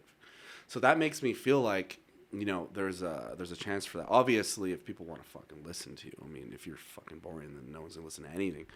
But Right. There's certain people that I guess can do that sort of long form thing, and there's people that can't. Yeah. So I think that makes me confident, like when I start the podcast again, and like my videos, I don't know how many listens they have, like a couple thousand. When we started a podcast, we would get like 10, but it makes me feel like maybe me getting my Instagram deleted was a good thing, so I can focus on something people actually want to see, which is more long form stuff. So, I do think one really productive thing you did with your Instagram, and I'm sure this fucking post got taken down because of the picture you put up. It was about steroids. oh yeah, But I actually removed it because I knew it would have. Oh, Yeah. okay. But just I was literally doing steroids in the picture. yeah, you're pinning yourself in the picture. But like, I'm sure people did DM you about it, but you were opening up to, ask me questions that you have because Everyone now, lies about it. Everyone's a fake fucking natty. Exactly. Everyone either lies about their steroids or just doesn't fucking offer advice about it. Right. And you would think with how big pharma is that they would come up with their own version of steroids or at least find a way to monopolize it. SARMs. And make it. So what the fuck are SARMs? Stupid. So it's a selective androgen receptor modulator. So people don't think that it's a steroid, and it's technically not, but it has the same binding site and it activates the same receptors. But they're so new, and everyone's a fucking guinea pig. You think because it's not big pharma, it's these fucking off-the-cuff supplement companies. So they might have been developed for like muscle wasting disorders or one thing or another, but they're so not well studied, and people think they're not liver toxic. It's like, how the fuck is something that you eat not liver toxic? Yeah, right. It has to be converted by your liver. It's like that whole thing, the fact that like there's no sides. There's some of the most powerful compounds, especially with sides, like side effects, like people losing their hair, people are getting crazy emotional mental sides, hyperaggression.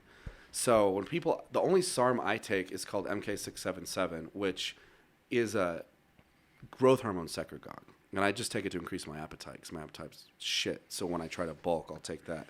And now that I like don't do drugs, I like to take MK, get really, really, really hungry, and eat like the bombest fucking most expensive restaurant food. To me, that's like an endorphin rush, similar to fucking drugs. Not as good, but I'm trying to like replace it with something more sustainable.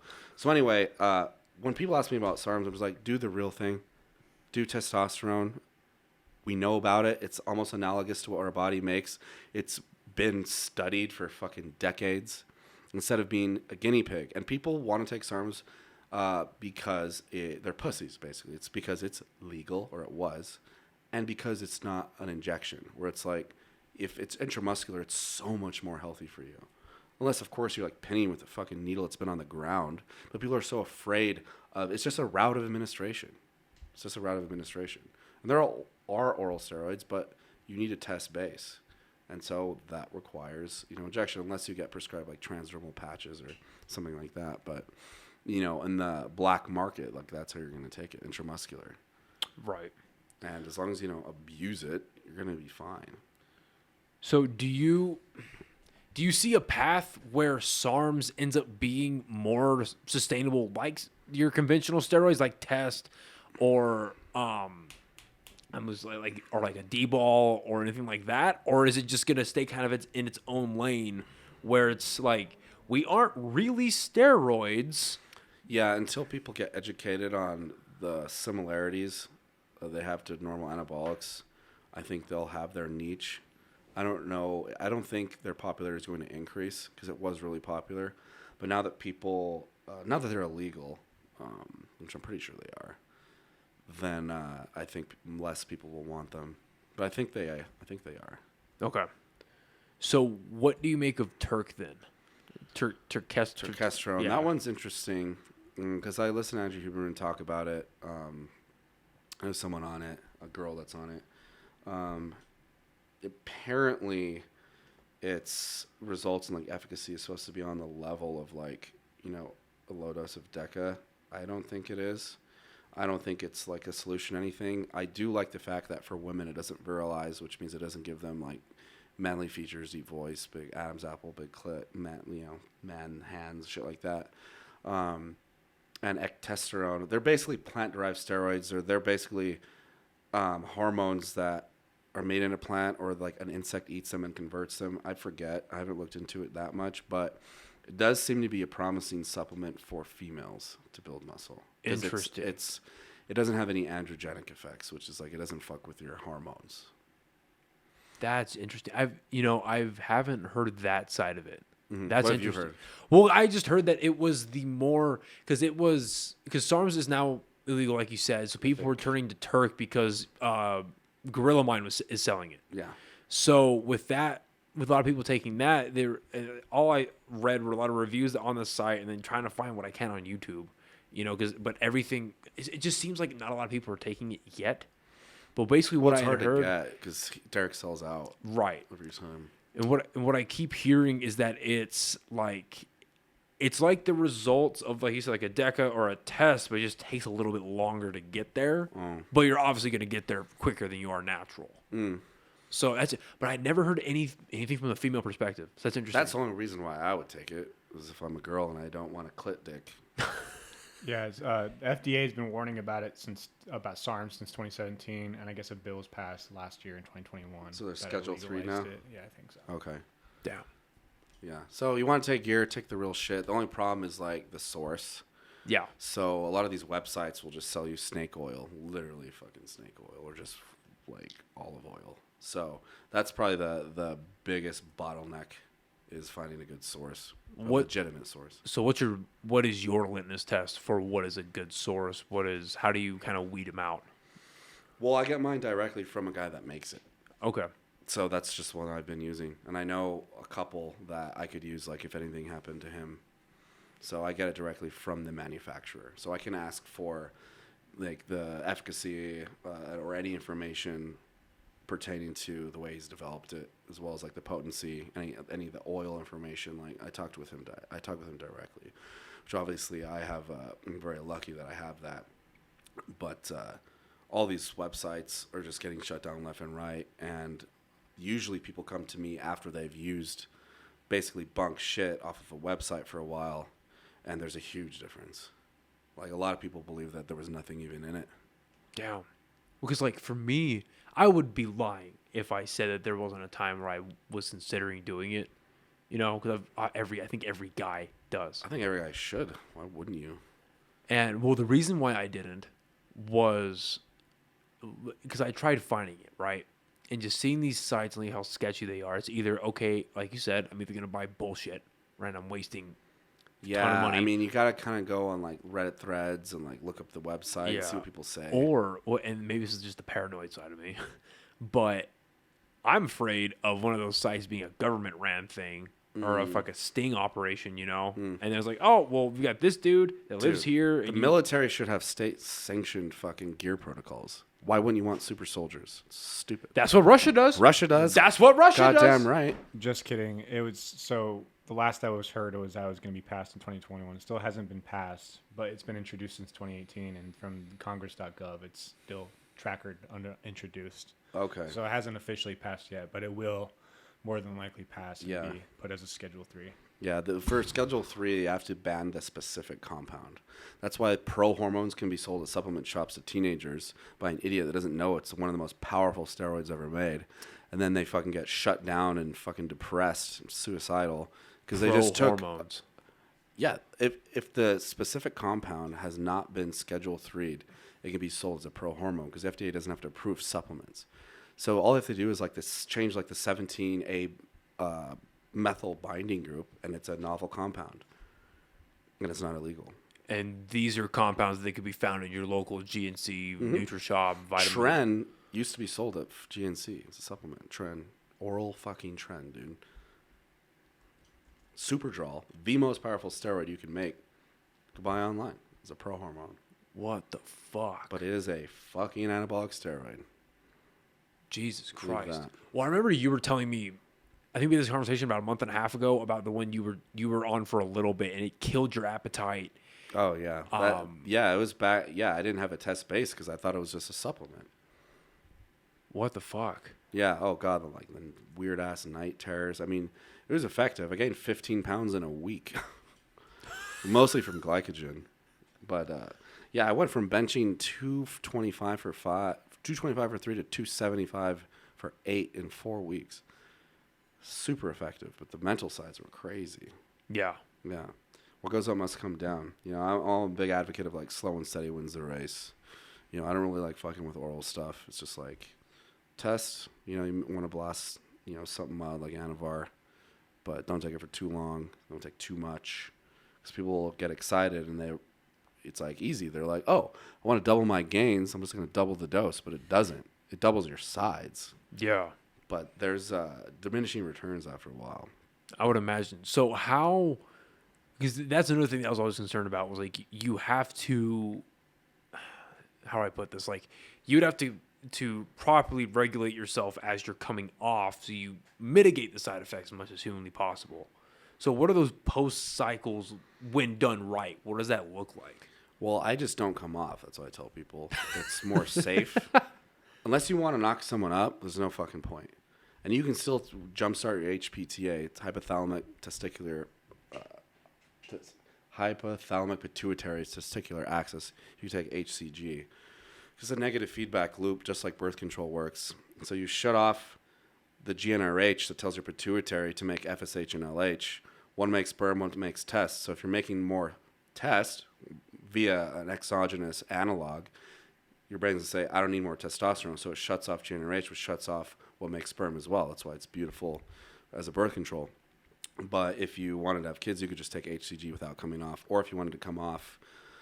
and what is HCG? Human chorionic gonadotropin. It basically jumpstarts GnRH. Okay. From the pituitary. And you could take that simultaneously while you're on. So some people are advocates of it just to kind of get their balls natural production back simultaneously, like make sure they're good. But I've never seen or read any study of permanent sterility from any sort of testosterone use. Because that's the big stigma outside of roid rage is, if you're on some sort of gear, you are going to become sterile. You don't use it, you lose the thing with your nuts. So people think it makes your dick smaller, which is fucking that never made sense to me. It doesn't. It's fucking bullshit. Right. It makes your dick bigger, if anything, because you're hornier and your fucking boners are fucking. And you're just awesome. you're just like hyper. Unless you take Deca and you don't decrease your test, you get Deca dick because it's progestogenic. But for the most part, yeah, it increases your sex drive. So then it decreases your ball size. Yeah. Who gives a flying fuck about that? So if you're, is there any girls that are like, I'm a ball girl? You know, So let's say a bit of a ball babe.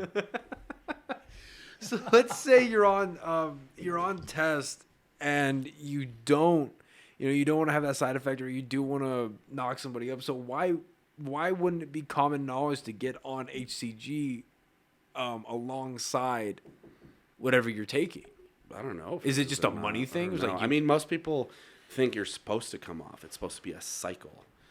So people want a PCT, and like people that are fucking dead set on it for whatever reason, I'm like, okay, so you want a PCT. So you want to lose your fucking gains, and then you're not going to be motivated to go because every time you work out, you get fucking smaller, and then you get super unmotivated to work out. You stop eating as much because it's not for a purpose because you're just going to get smaller and softer. You're spending money on fucking selective estrogen receptor modulators and aromatase inhibitors and HCG, which are like 4 times the fucking cost of just staying on fucking low-dose test.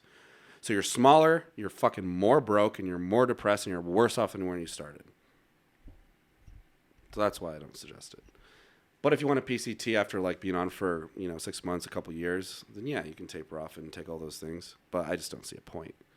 So either what I'm gathering from this is either don't do steroids, or if you're going to do them, commit to it. Yeah.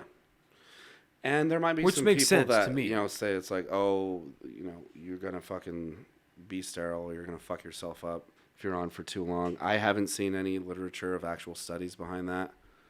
And like the adverse effects from steroid use aren't coming necessarily directly from the compound. It comes from how much fucking contractile tissue you gain if you're a professional bodybuilder. Like Great Danes, people that are like 8 feet tall, they fucking die because their heart cannot be stressed that much to pump all that blood to all that tissue.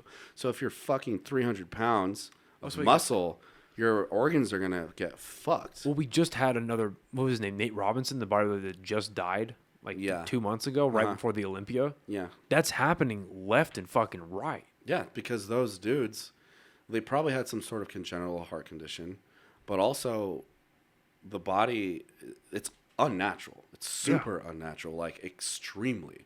Whereas to me, like being, low 200s, like pretty lean, like that's normal. Like my body's completely attainable fucking naturally. So is my strength. So I'm just basically fucking lazy. So I don't want to work as hard to be this way. But I have no intention of being fucking like those giant ass dudes. Yeah. Because your fucking body. I mean, there's safeguards you can take. Like everyone on it should be on a angiotensin receptor blocker, which is. So that basically just is for your heart. So it basically makes your heart not work as hard, as well as I'm on propranolol. It's a beta blocker. Slows your heart rate directly by blocking receptors. I'm on that for migraine prophylaxis, but I have the added benefit of it makes my heart not work as hard. And if you're going to get bigger, you're going to get a bigger neck, you're probably going to develop sleep apnea. Probably should get on a CPAP as well. I have one. I just need to recalibrate it. But you end up getting chronic hypoxia, which ends up causing something called cor pulmonale, because your heart has to work so hard to pump blood to the rest of your body. And so then you have left ventricular hypertrophy, eventually left-sided heart failure. If you have left-sided heart failure, right side gets backed up. You have congestive heart failure. So it's better to get like a leg up on that right away, just for like longevity, because I think that's the most important thing.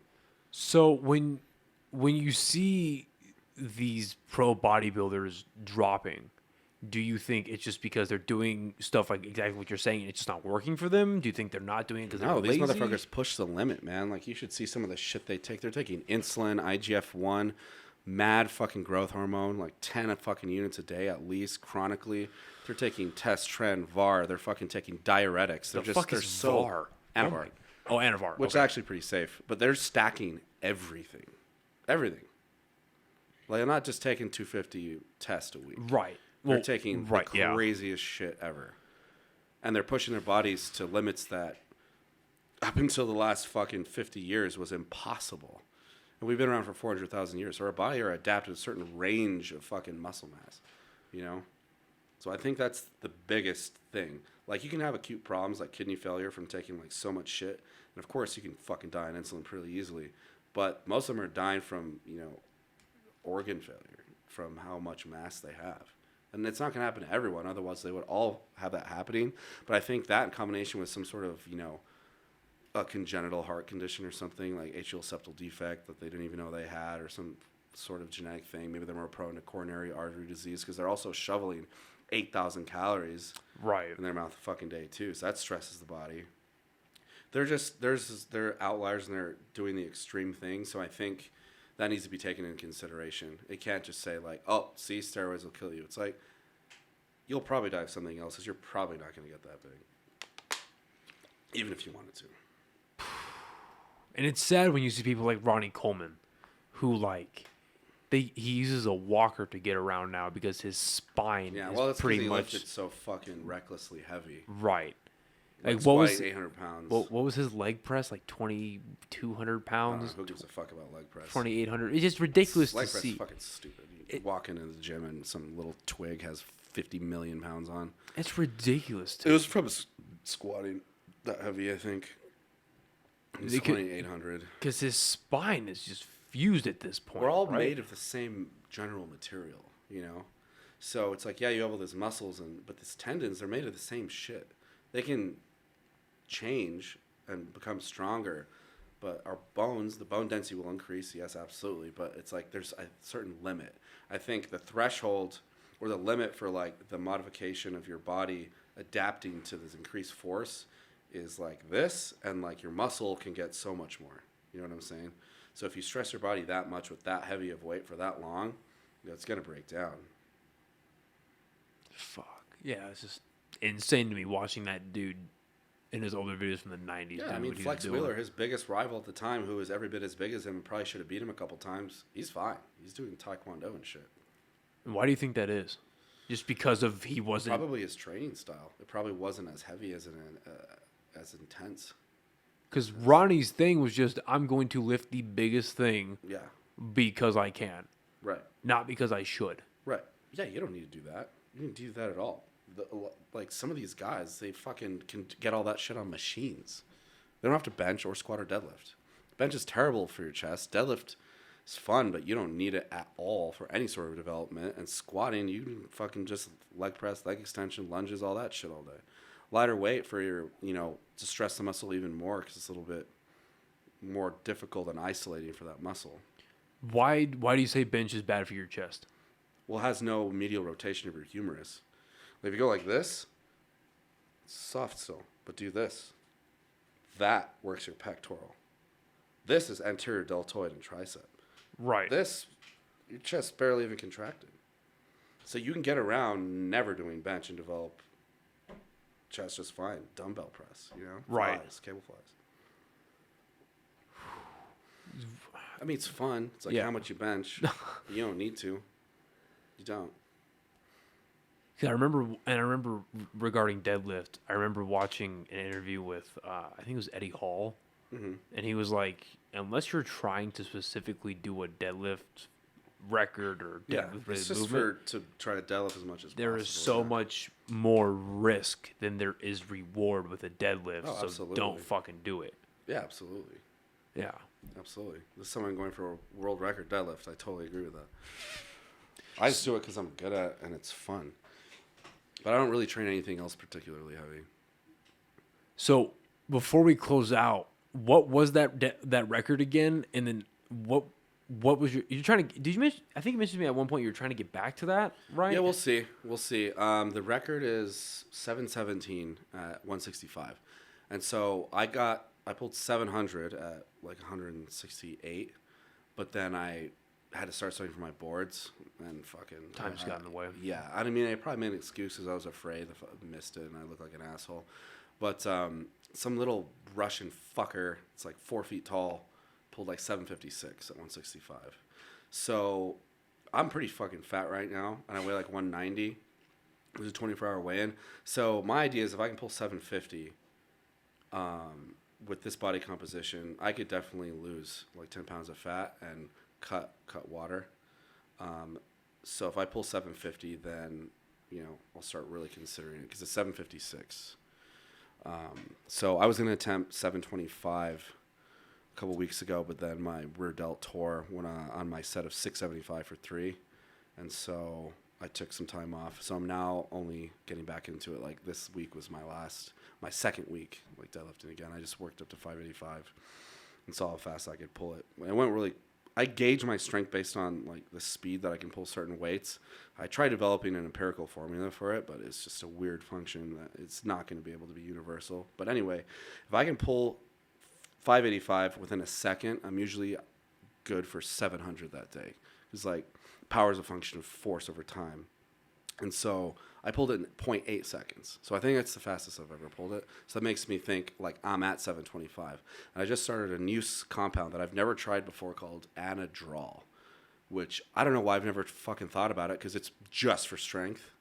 It's a good thing to close out on. So the bioavailability of Anadrol, and I don't want to take it as like a cycle and keep my blood levels normal because something that powerful, you just go insane, you lose your fucking hair, get gyno, fucking kill your girlfriend, like wear her face around and shit.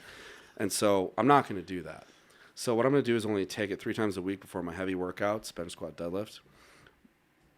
But on top of that, the bioavailability sublingual is so much higher than oral.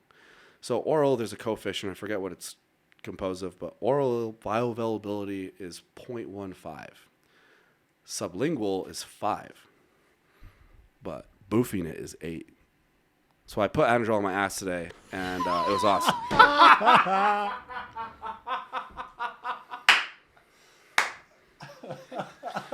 Thank you very much for listening. This is the end of the podcast. Holy fuck! That's great. Well, On that note, I hope that works out for you. Holy shit. That is fucking awesome. thank you. Yeah, it was great. Like squats felt really good. I still have my knee sleeves on. Yeah, I just came from squatting. God damn. Wow. All right. Well, listen, man, like I said, time is valuable, and I'm glad you spent some of yours with me here Yeah, today. man. Yeah, definitely. Yeah, it was super fun. My girlfriend and I went to bed an hour ago, so I'm nowhere to be. I'm going to go eat some of my grocery haul. I went to the grocery for the second time in the last year because I eat out too fucking much. But yeah. Feel that. Thank you so much, man. Hell yeah, man. Let's do it again. Yes, 100%. If you are in the New Mexico area, Legion Iron here in Albuquerque is worth fucking checking out. The best fucking gym I've been to, quite frankly. Thank you. The best fucking gym with the best fucking owner. Joey, thank you again for sticking around. I appreciate you. Anytime. And thank you again. I really appreciate it. Thanks, man. See you tomorrow. See ya. Bye, guys.